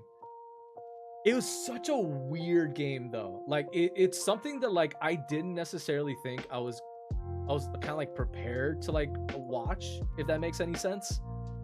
It was a game that started off as like everybody disappears and you're trying to figure out, it's like a mystery kind of style thing where you're piecing stuff together, and then it just got like hyper religious. I was too young to like piece that like rapture, you know, religion and shit like that was like the whole basis of the game. But like I think there was like a certain part in the VOD where I'm like, is this kind of like rapture? But like it was a fun game. It wasn't too bad. It was my first experience with like a like heavily story driven game, because I was so used to like adventure games and like stuff where constantly in combat or you are doing some kind of like puzzle solving. This was the first game that was just like interactive storytelling. You're just walking, experiencing all these memories around you and like piecing what has happened to all these people, which was such an eye-opening experience for me because I'd never like experienced a game like that before. It was really fun. It was definitely really fun. Final Fantasy also, man, so many VODs. It's crazy that like people don't necessarily understand that like I started streaming so many years ago, but like a lot of my VODs did get lost. I think some of them are lost. Like I know for sure this one, the VR chat adventures, that did not happen in 2018. I think that was a lot. That was way like I think that was like 2016, 2017. But I uploaded the VOD way later. Which also I don't know if you guys have ever seen this VOD before. But I was so fucking drunk in every single one of those. I got belligerently drunk and would jump onto fucking VR chat. And it was like the fucking weirdest experience I've ever fucking had. I haven't jumped onto VR since, but oh my fucking god, those VODs have got to be some of the funniest experiences I've ever had. It was a really fun hangout spot too, but it's gotten so weird. From what I've seen, like VOD wise and like from like clips and shit, there's some fucking weird ass shit that happens on that. Oh man, those spaces are fucking absolutely toxic, man. Yeah, the people are cool.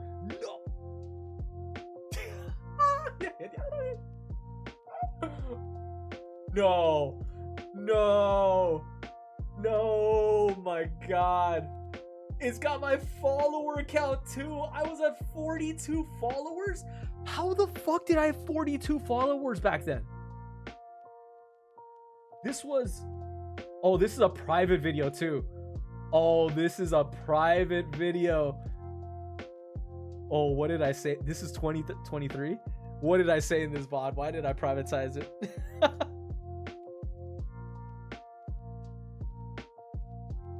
Oh my god. What does it say? Look how fun. And on top of that, this is Bethesda. Yo, oh my god, this was before I started running and doing cardio. Look at the difference. Holy shit. Hold on, you guys can't tell because of the shirt that I'm wearing, but like, dude, I'm like half the person. That's insane. Holy shit. I'm wearing the same beanie though. Dude, I've had this beanie for so long. That's crazy. Holy shit. I still have all these posters. It's just that it's on this side. I forgot that I had my desk up against that window before. That was such a nice background though. Holy fuck. Maybe I should move it back. I kind of like that. I don't know. You guys like being able to see all my posters and shit on the wall? We'll think of that. Like and comment and subscribe. Let me know. But yeah, it's so cringe coming back to some of these. I've gone over this so many times. I think within the like past 2 years, I think I've gone back and watched some of these VODs probably like maybe 3 or 4 times within the year. It's so weird to think about though. I think I'm probably going to do it again for my birthday in a couple months.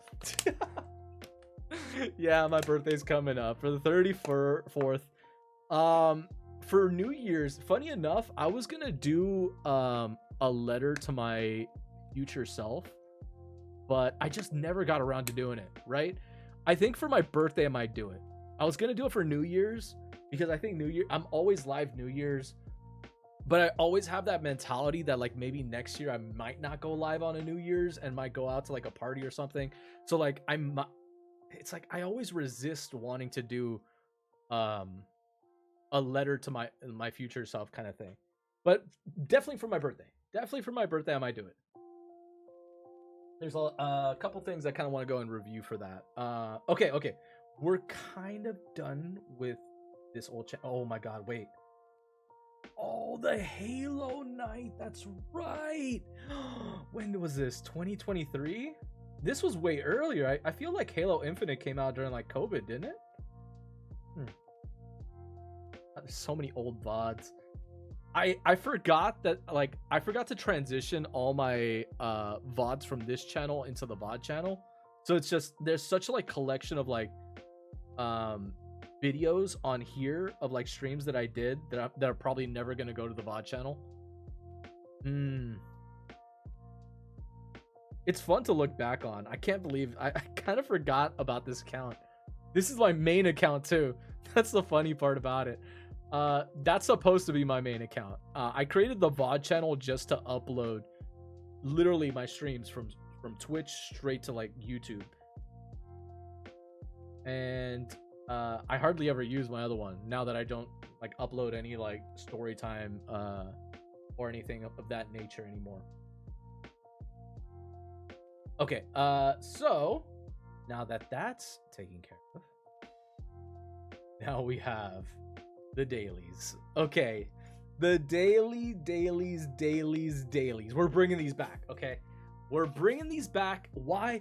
Because I feel like streams lately have kind of lost a little bit of direction for me personally. When I go live, it's usually just to play video games. I rarely ever kind of like do any like gaming news like I used to. Getting caught up on some of my passions. And it kind of shows in conversation sometimes too. You know, I've been meeting up with like a lot of like old friends from the past, and it's interesting. We can have conversations of like stories and like reminisce on old things, but it's I whenever I meet people, like I love to conversate on like my passions, and whenever I fall behind on like doing research on them or like keeping up with like current event stuff for it, I find it really difficult to hold conversation sometimes. Like you saw with Lazy when it comes to like the tech and building computers and stuff like that. You know, it's been a cool minute since I did any of that, but when I do get caught up on a subject, sometimes it's like an ADHD thing or like an OCD thing where like I will get obsessively caught up on whatever topic I'm doing, and then just kind of like drop it for a couple months and then like do it all over again. It's the same with like my passions of like animation, music, or any of that nature, you know, like I will get really just completely absorbed into it and make it just like my everyday thing. Just noticed this on my yes, my icon for the DJ. I didn't mean to make that full screen. Okay. Okay, so dailies. I do want to start doing some quiz time. I wonder if I should buy a bonsai tree. It's been a long time since I bought a bonsai tree. I tried growing a bonsai tree a couple of years ago, and it just never sprouted. I don't know if it's because of the fact that I wasn't taking care of it enough. Maybe I watered it too much. But like, I want to get back into like growing a plant from scratch. I don't know, maybe starting a garden would be a really good idea. How cool would it be if like I set up a little garden like in the corner somewhere with like one of those like sunlights, and like I just put like a camera so you guys can watch it grow throughout the year? I don't know. I think that would be really fun, right? You guys could see both of us grow as we stream throughout the year. Let's see. Best songs in different languages. Yeah, I forgot I wanted to do that. Oh, that was an interesting one. I really wanted to go through like the decades of like top 100 songs for each language, or at least like the top 100s for each language, and just add it into like a playlist of some sort. I don't know. I don't know what the hell was going through my brain that day, but like I really wanted. I was interested to see if like music was different, like music crafting and music theory wise, and how it can sound different in different languages. But yeah, that was something that I was gonna plan out for way later. Forgot about that. I also forgot I have a fucking tattoo. Where was it? Was it on this page? I think it was on the climb. I had like a tattoo idea thing. Where was it? I think it's on the climb. Oh, that's right. Yeah, the tattoo ideas. I wanted to get my first tattoo at some point. I haven't necessarily really done a deep dive onto this quite yet, but I did want to get at least like a tattoo at some point. I'm still really like dead set on maybe having it this. I do like the idea of the Ouroboros. I wanted to get it the Ouroboros like wrapping around my bicep, or maybe like around the wrist or something. But I haven't really thought about it yet. Some people recommended that maybe having it like wrap around the wrist or like the bicep's not a great idea because it like probably will like stretch with time. But like maybe just getting like a circle like around. But I don't like that, right? I don't like just like the plain circle. I like it, the idea of it like wrapping around and shit. But that's just me personally. That's me personally. I think we're getting too deep into that. Yes, the climb is making a return as well. Yes. And I'm officially adding Valorant into it. Valo just finished one of its acts. So I am adding Valo to the climb. Now, I think this is the official start of the climb, right? What does that mean? It means I have till the end of this month to level up in Predecessor and unlock ranks, to level up in CSGO to unlock Premier, and to level up League of Legends account so that I can start ranking in that as well. I have the end of the month. I might have to do this off stream. I'm not even gonna lie. I might do it on stream. We'll see. I don't have enough time during the week. Okay, I don't have enough time during the week, but the weekends I could be free. The weekends I could be free. I do.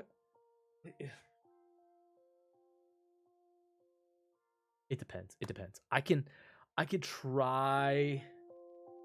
Maybe I could try doing like my gym in the mornings. That way I have more time in the afternoon free.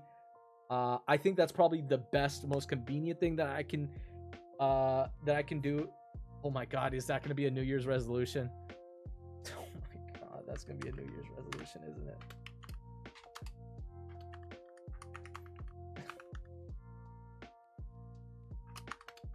No coffee at home. God, just typing that out just made me go so soft.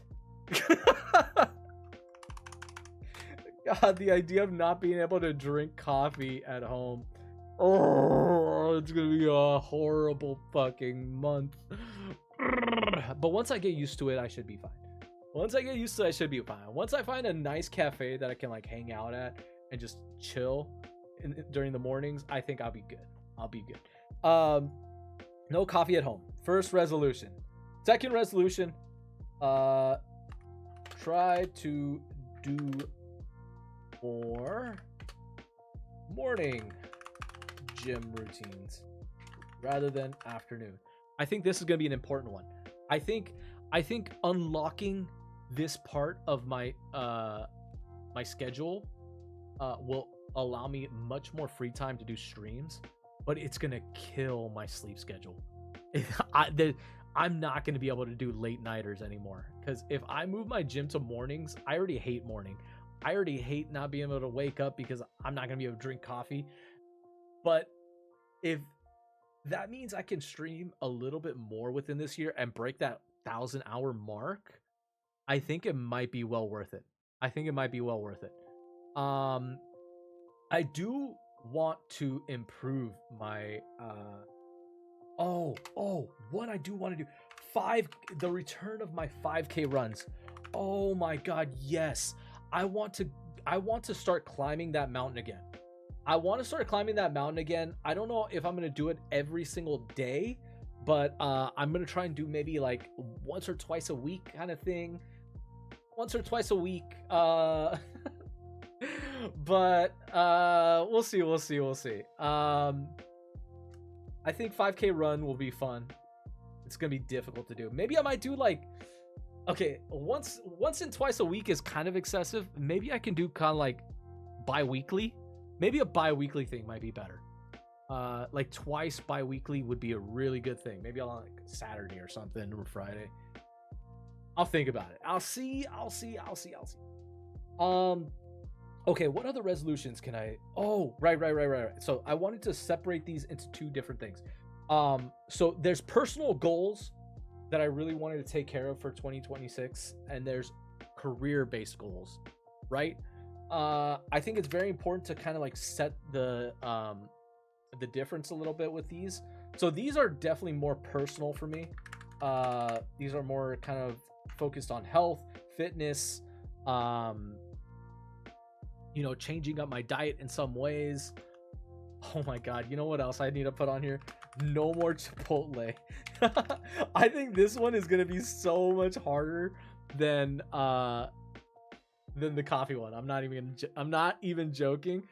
No more Chipotle is gonna be so fucking hard for me, because I usually eat Chipotle after the gym because it saves me so much time doing cooking and like cleaning up and all that. But it's going to force me to do more home meals as well. Go to the market a lot more often, buy my ingredients, do more cooking. More cooking streams. Yes. Oh my god, yes. I need to do more cooking streams. But I also have to kind of like, I think I have to set a goal that I have this real big problem when it comes to cooking. I usually only cook for myself. I don't necessarily cook for others a lot of the time, and I have to kind of get back into the habit of doing that. So I kind of want to. I'll see. Maybe doing kind of like dishes from other people. Maybe like their personal favorites. What I could do is maybe do like a streamer, kind of like cookbook thing where like I'll go into like people's streams, donate, and ask them like what their favorite dishes are and stuff like that, and like try to replicate them on stream. I think that'd be really fucking fun to do, and just kind of like little by little build like this like repertoire of like different dishes. I think that'd be really fun. Okay, but more cooking, slash learn to cook things out of, how would I word it? Learn to cook things out of my wheelhouse? No. I'll just put learn to cook for others rather than self. Okay, I think this is a good one. I think that's a real good one, because that's a lot of like personal self growth. Okay, career wise, this is gonna be an important year for me. Long term wise, I think last year, or the last 2 years specifically, have been very, very, very focused on personal growth, on improving my health, getting my teeth fixed, dyeing my hair. There's just like so many things that like I didn't do in my 20s that I'm doing now, that I didn't really have the opportunity for. Going out to more bars. I haven't gone to a club yet. Funny enough, in all my 20s, I've never gone to a club. I don't think I've ever been to a gay bar. What are the... I think it's been a couple years since I've been to a concert. I do want to do stuff like that, where like go out to like these kinds of places. Oh yes, photography. Okay, work on photography. So I think once a month would be good, right? Once a month, I choose to go out and kind of like have an adventure, take photos, and really get back into like old school photography, like actually doing kind of like the chemical work and stuff like that. I say once a month because I think any more than that could be very detrimental to like any other personal like goal that I set. Once a month is perfect because I can plan out like specific events per month that I want to maybe go to. I think, you know, when you spread it out that much, yeah, there's some months where there's like a lot of events back to back to back to back, but like I think some of the most fun I've had last year was buying my camera. It was the I haven't so I bought a DSLR again. Yes. And I took it to TwitchCon with me. And it was so much fun, right? Because rather than just kind of like wandering around, not knowing what to do, and just kind of like just being there, I was able to like have my camera and like really do what I loved back in the day doing, which was like doing photography and stuff like that. And talking to people about it was also interesting too. I think at TwitchCon I ran into like so many people that were kind of like beginner streamers who had like careers in photography before, or like doing some kind of film, and it was very nice being able to like kind of talk with them about their experiences. And they had been doing it for a couple of years, and then they went into like a different career path, but it was really interesting to hear them talk about it in some ways. But I think I think doing photography once a month would be good. Maybe I can set a couple like streams where like I do studies on like a specific photographer, right? Because that's something that I've never really gone into. I've done a lot of like study on like photography itself, how a camera works, different settings to utilize, lighting and stuff, and composition. But I've never done like a proper dive into like a specific photographer. And that's what they used to do with like in my art school, when it came to like painting. They used to make you kind of like pick a painter and then kind of like read about his history, and really it gives you a lot of insight as to like people's inspirations and just like how you can approach your own work as well. Obviously don't copy them 100%, but like it's very fun to like learn about these in really big figures. And like I don't know a single photographer in the industry. I know there's huge people out there, there's really really big photographers, but I'd love to do a little bit more studying into this. So I'm gonna put that down. Okay, study photographer. I know a lot of them.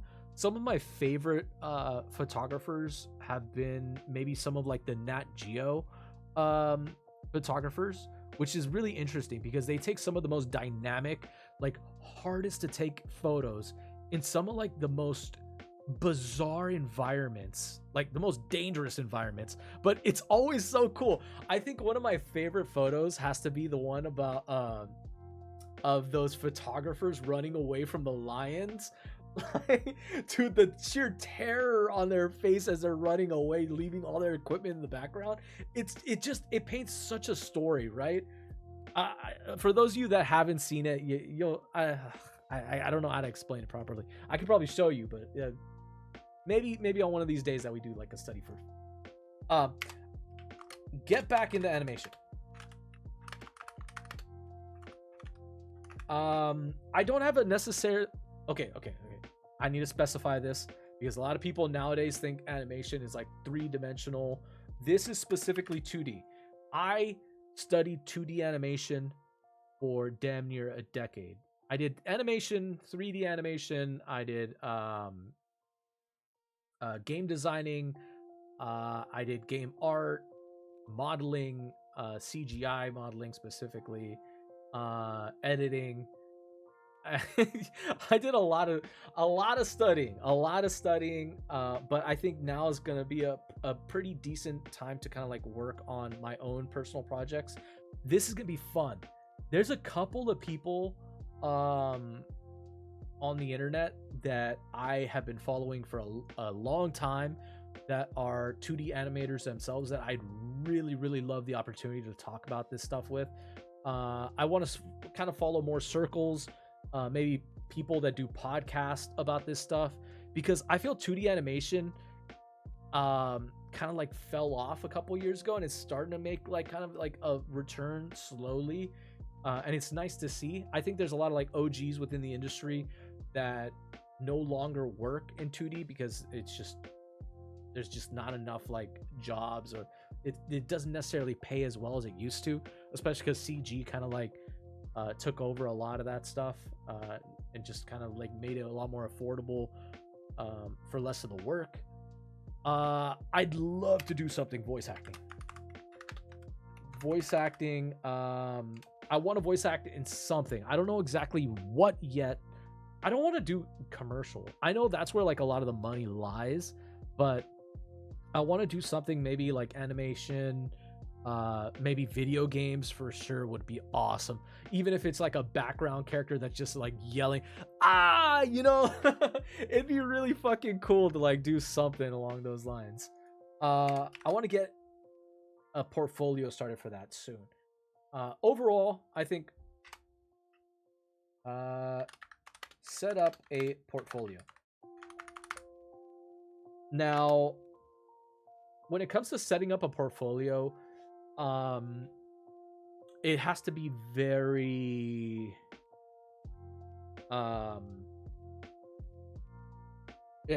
direct, right? In what you're going for.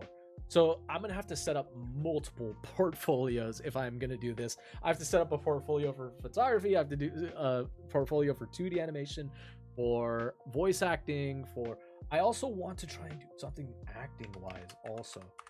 I know acting / maybe directing. I know that's a long shot. That's probably the longest shot for sure. But I want to try my hand at something acting or directing. I think it'd be really, really fun. Even to do like something background casted, or even being like an assistant to like a big director would be awesome.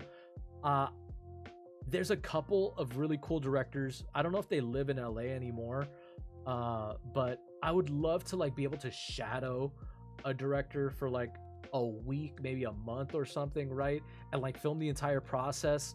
Maybe not like live IRL, because obviously there's a lot of stuff that you wouldn't necessarily be able to show and stuff like that because of NDAs, and obviously you have to be very hush hush on sets. But it'd be very, very cool to like be able to film it and then edit it later and then like ask for the approvals. But that would be really, really awesome, right? You can make a lot of connections when you shadow a director or someone working in the industry. You can just being around them offers you the opportunity to meet a lot of interesting people that you can more than likely be working for or working with later in your careers. Let's see, acting, directing. What else is there? I do want to visit a few game studios. This one's an interesting one. I know a lot of people have visited like Riot Games. Obviously, Riot Games is very close to one of the colleges that I was attending. And a lot of the teachers that I learned under worked at Riot Games. They said it's a blast working there. You know, there's a lot of really cool opportunities. But they're always open to tours and stuff like that, which is very, very interesting because you don't see a lot of like game studios offering tours in that way. I don't necessarily want to do Riot itself. Well, I do want to do Riot. Excuse me. I do want to do Riot Games. It'd be really fun because I never had the opportunity of doing a tour there.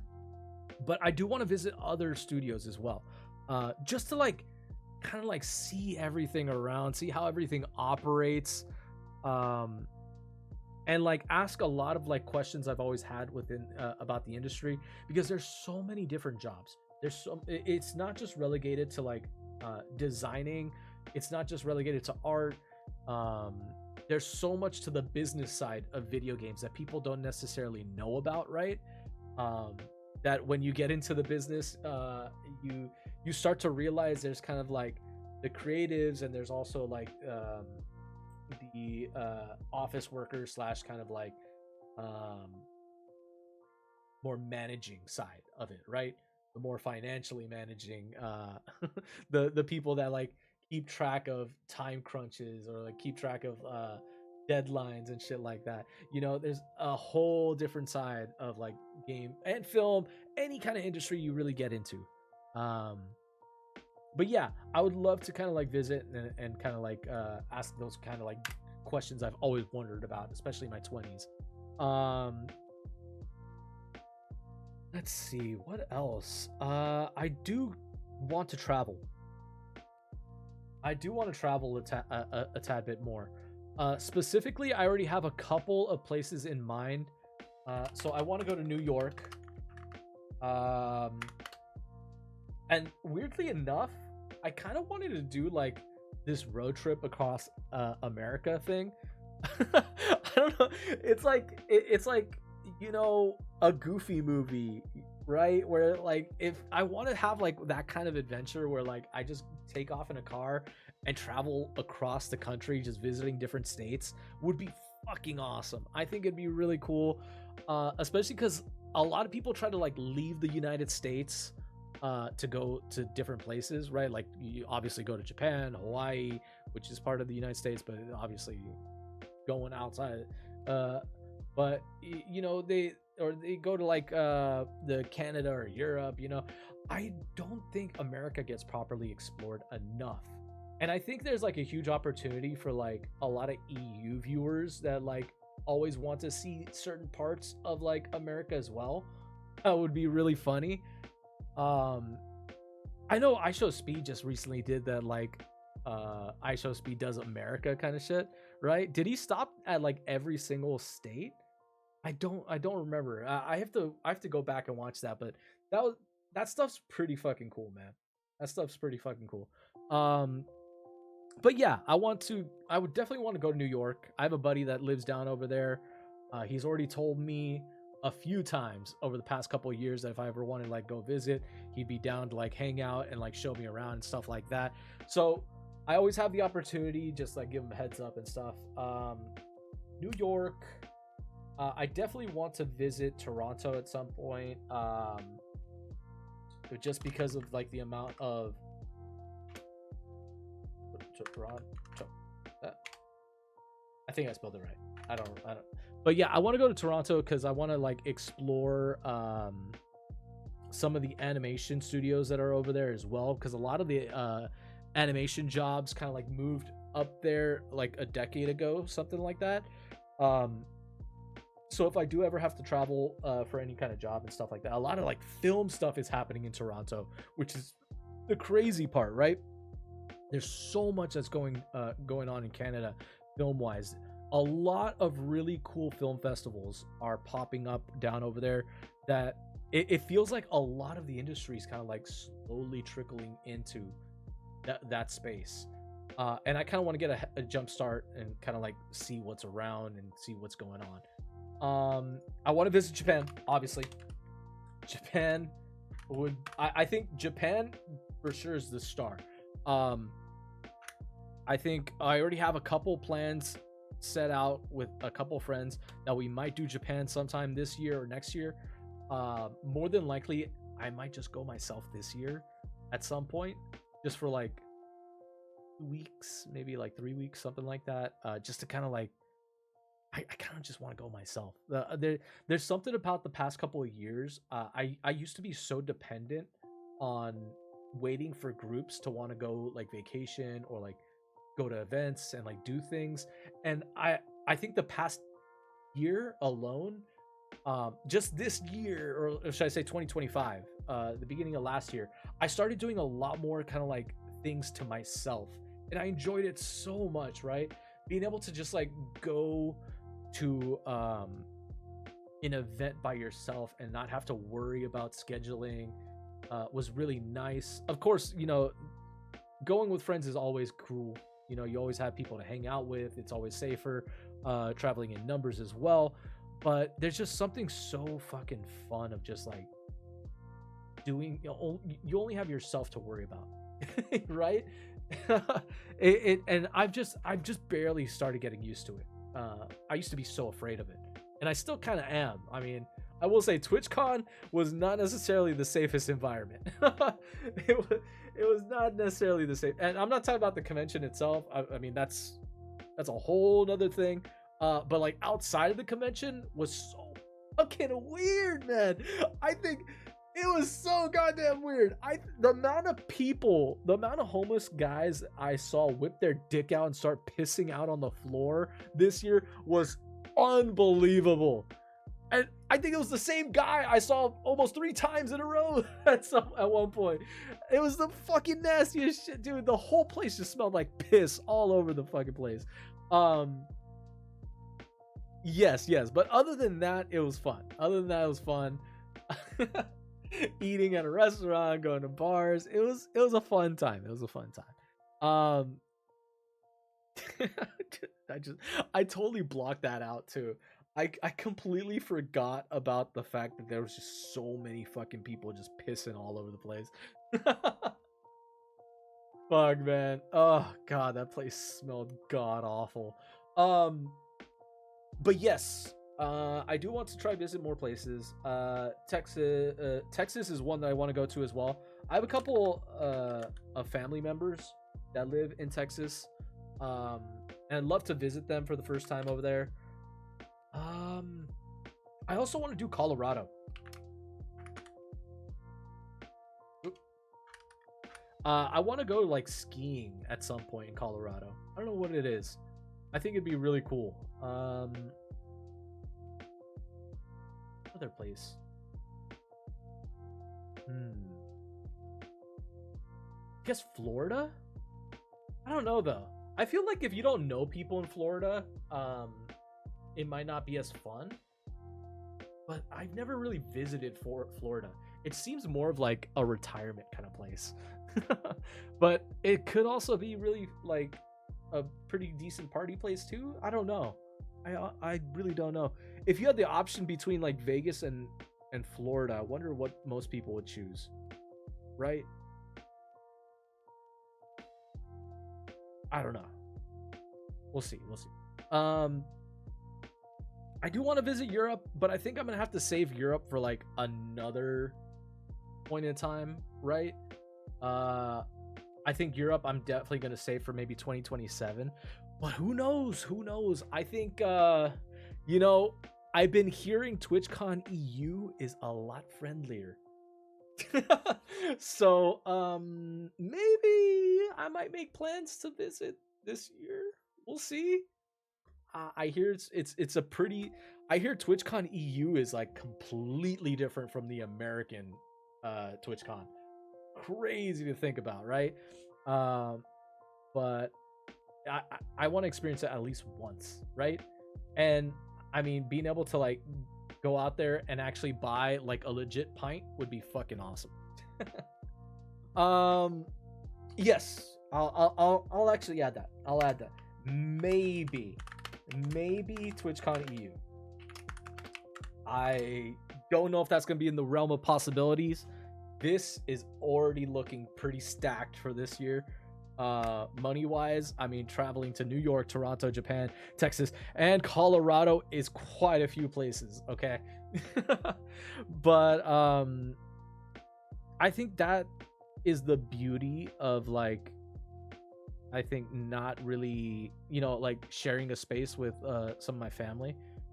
I can afford to like leave this place for a couple months and not worry about like my shit getting ruined, because there's always people here. Living in a big family is that's kind of like the positives a little bit to it. Let's see, maybe TwitchCon EU. What else is there? I think I'm gonna have to update this probably for tomorrow. Yeah, I think that I need to think on this a little bit more. There's a few things that I kind of want to do. Looking around, I just saw. Oh my god! I saw the bag of miniatures that I still haven't painted. My D&D miniatures. Okay.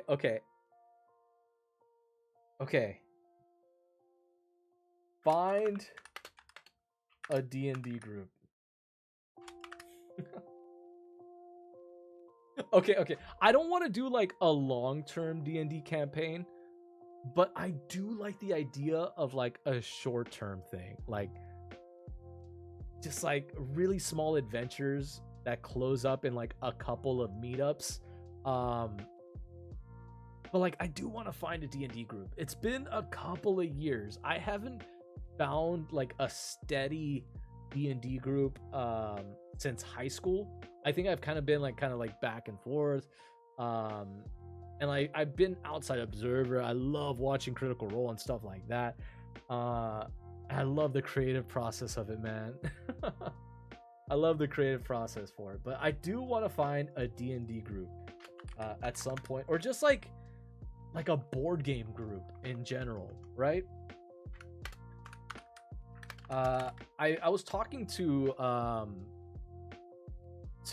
Lazy, my cousin, about this because I went to go visit his new place because he finally kind of like settled in his new spot. So we went to go do like a little housewarming thing with Henry, and we just started playing board games, and it was such a nice feeling.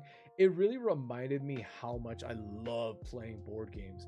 I mean, I have like a couple of board games up there, and funny enough, I used to actually create board games for my game designing classes.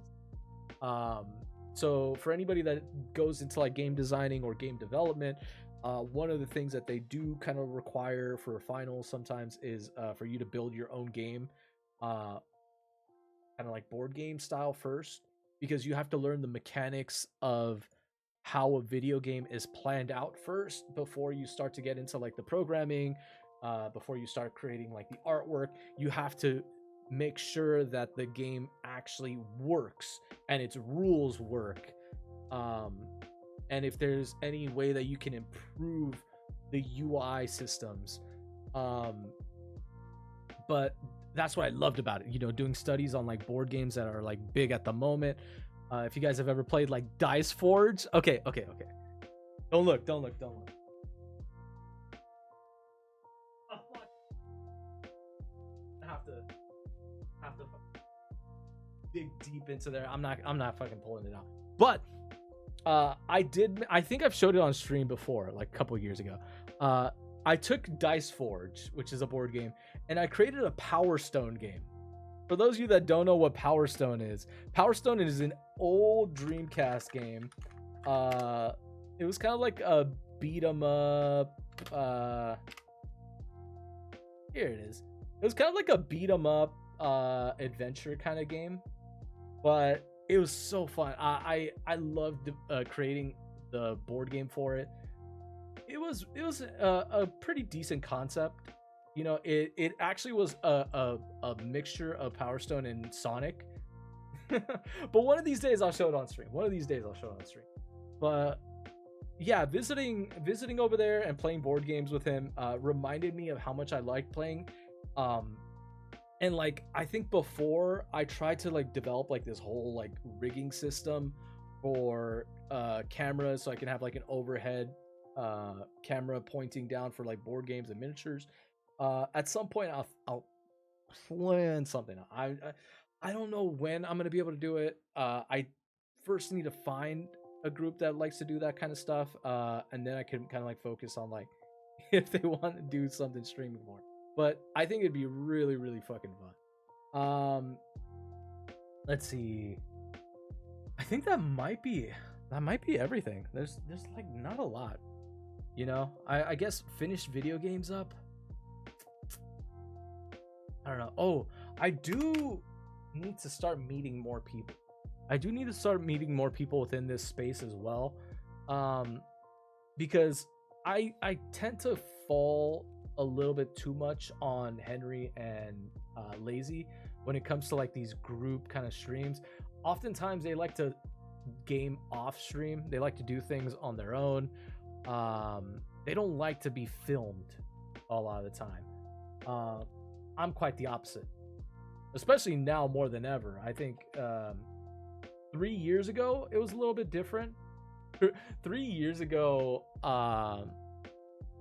3 years ago, I would say I was definitely afraid of showing my face a lot. Now I'm so much more used to being in front of the camera a little bit. It feels a lot more natural to me. If that makes any sense. That makes any sense. Okay. What do we have? No coffee. Do more morning gym routines. Yes. 5K runs. No more Chipotle. Oh, God. Okay. This one's so excessive. I'm just gonna focus on diet. Okay, I that's a way better. That's a way easier one, right? I can have Chipotle once in a while. Quitting Chipotle though. Sometimes I don't want to clean up, man. Sometimes I just want to eat food and just like throw away the dish afterwards. And not worry about cleaning. Let's see. No more stream. Learn to cook for others rather than self. Fuck. I'll think about that one. Oh, oh my god, I can do some baking. That's something that I don't actually know anything about. I think the most I've ever baked was like probably like a cake and cookies. Well, like maybe I can learn. Oh, I did make empanadas one time. Oh fuck, dude, glazed spicy empanadas. Oh, I gotta show you guys that recipe. That recipe was good. I do want to meet more Spanish streamers. Meet more Spanish streamers. Because I feel like I haven't practiced enough Spanish the past couple of years, and I feel like I'm definitely losing it a little bit.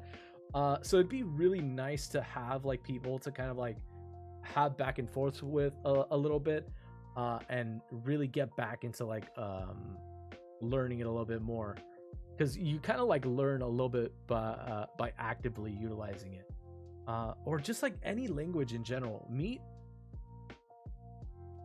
Spanish / other language streamers,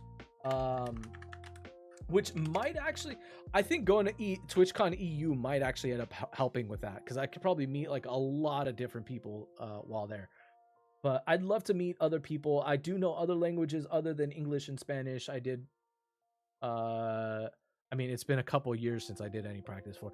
I can't hold a conversation, but I do understand French and Japanese a little. But I don't know how to speak it, write it, but I do understand it because I did study it for a few years. But it's been a cool minute. I do need practice again. What else? Oh, I do want to do a cosplay. Work on a cosplay this year. I don't know what I want to do yet. Oh my god, fuck. Oh, this goes back into my personal goals. Okay.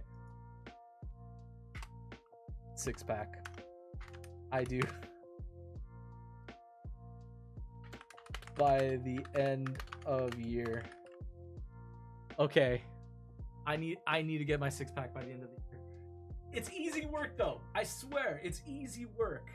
I think doing the 6-pack is not going to be hard.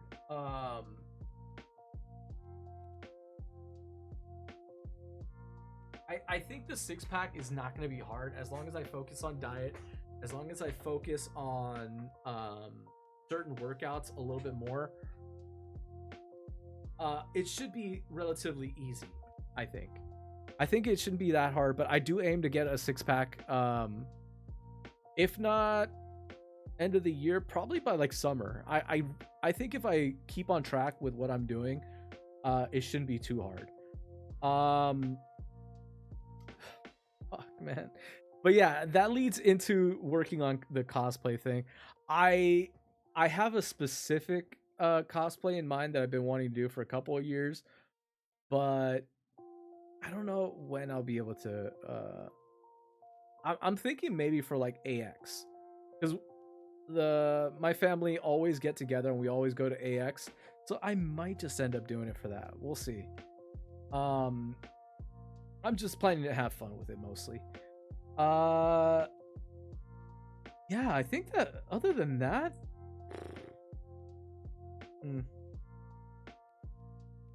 I think that's pretty solid, right? New Year's resolutions. I think this is even more than I did last year or my other resolutions. Goals for 2025. How many of these did I actually meet? Hold on. Work on more animation. Okay. Weight goal of 175. Oh, GG's. I reached 200. I couldn't break 200. I don't know what it was. No matter how much working out, no matter how much dieting I did, I couldn't get lower than 195. And I think it's because I stopped doing cardio. If I hadn't have stopped doing cardio, I might have probably been able to reach this goal. Make stream intro, outro music. That's going to be done for this year. We did these film festivals. I technically didn't go to any film festivals, but I did watch a lot of them online. That still counts, right? I don't know. Maybe we'll see.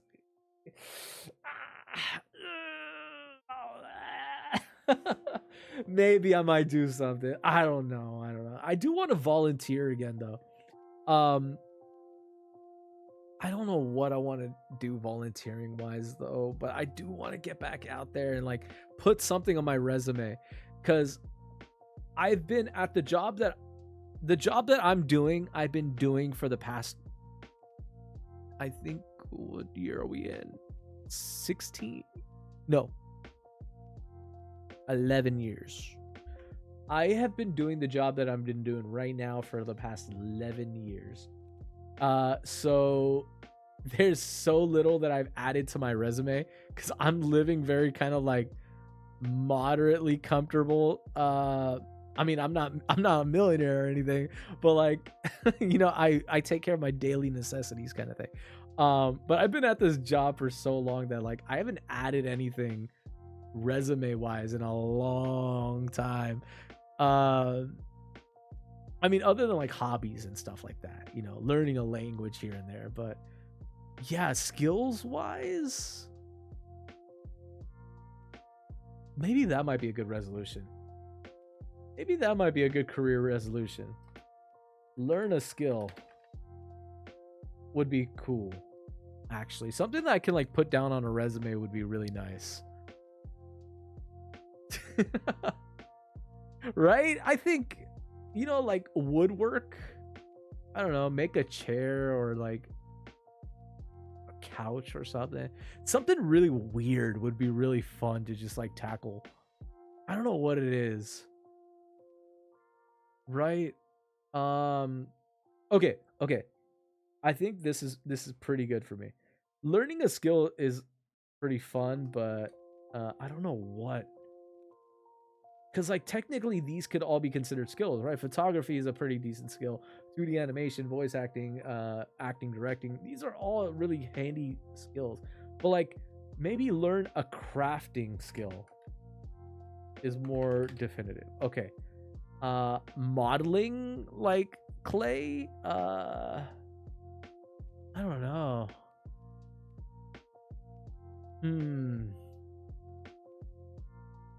What's a good skill to learn? I don't know why my mind keeps on jumping to like woodwork. I don't know what it is.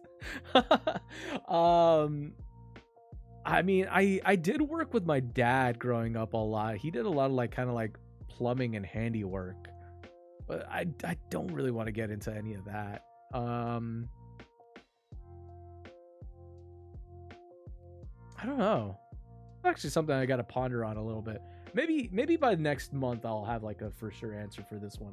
But like learning a crafting skill is pretty broad. It's a pretty broad general thing. Fuck.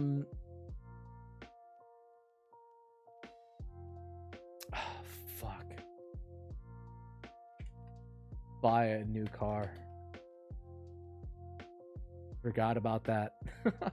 I forgot about that. It's been a minute since I owned a car. I think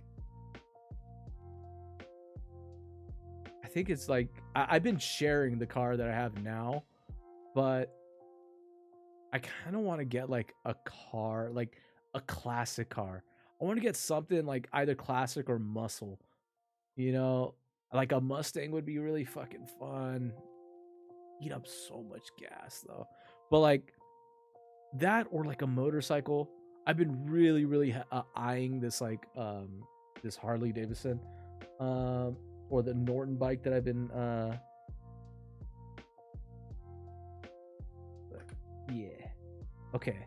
One of those two. Well, oh, there's so much money over this next couple of years. Holy shit, this year is gonna be expensive for me. Trips, TwitchCon EU, buying board games, working on cosplay, learning a crafting skill, new car, all while doing my gym routines. All right. You guys gonna have to hold me accountable for these, all right? I gotta finish at least half this list, okay? I can't be getting lazy. All right? Oh. Oh, the one thing I do want to add, work at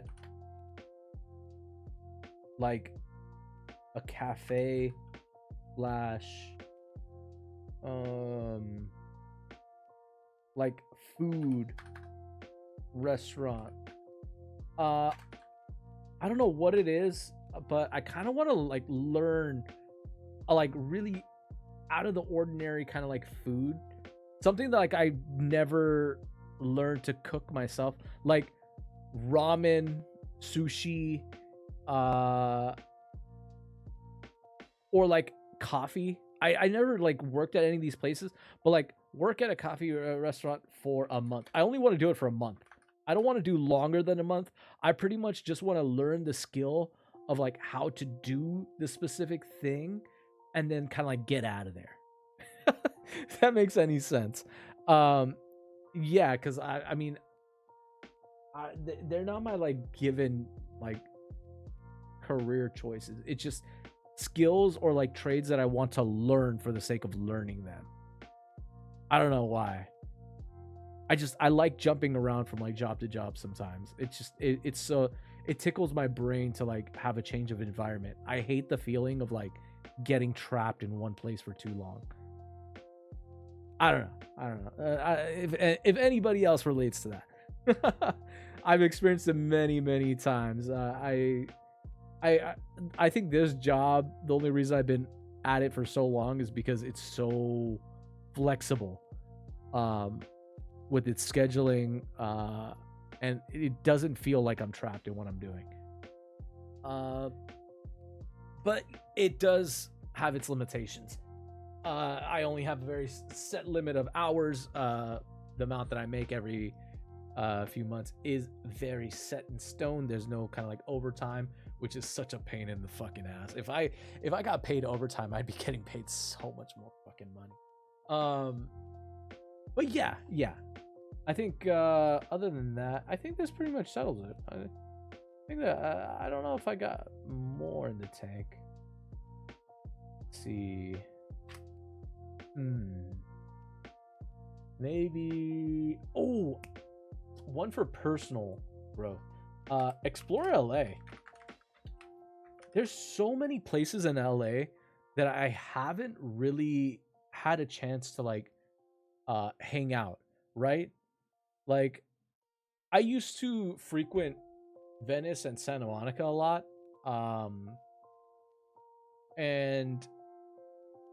But there's like a lot of places in LA that I necessarily never visited. Like one place I do want to go is the observatory.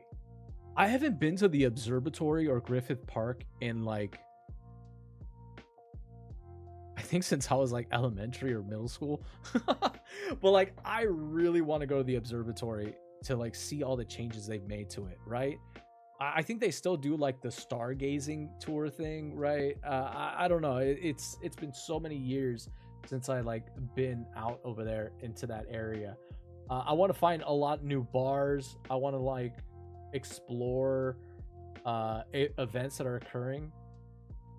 So I think this is a good one. This is a personal growth. I'm not putting this down in career, but this could go hand in hand with photography.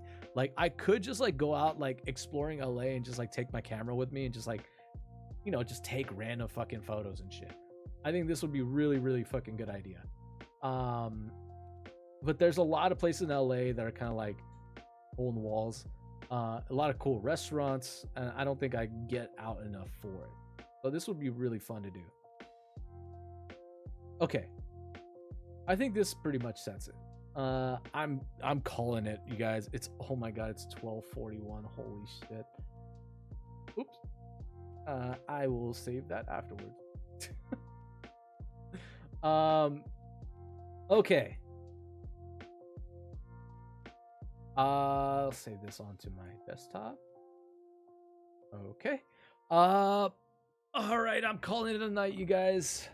I need to go get some rest. I got work tomorrow in the morning.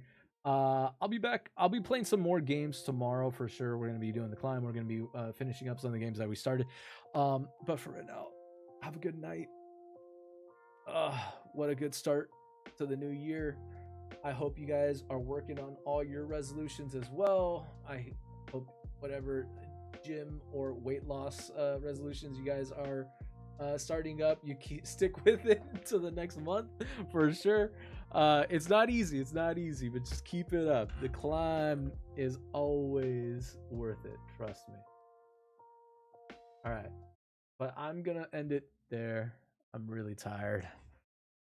I can't hardly feel my legs right now. All right. There we go. All right. I'll see you guys all on the next one. I'll be live more than likely tomorrow. I'm going to try my hardest to get back onto my routine and schedules. So this week I'll try to go live in the afternoons. Oh my god. Oh fuck. Either I'm allergic to dust or somebody's talking about me. Okay, but yeah, I'm gonna try and go live in the afternoons a little bit more often. This is the start of the new year, so I'm trying to get back into like doing these afternoon streams. No promises yet, but weekends I'll try to set aside.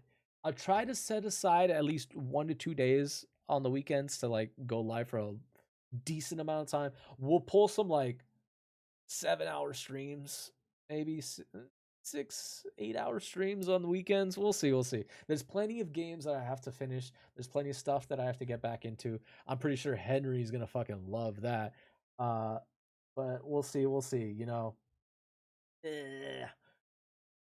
For now, I hope you guys have a good one. Good night. Don't let the bed bugs bite. And as always, don't stay a stranger. All right, go get some rest, you guys. Do it all again tomorrow.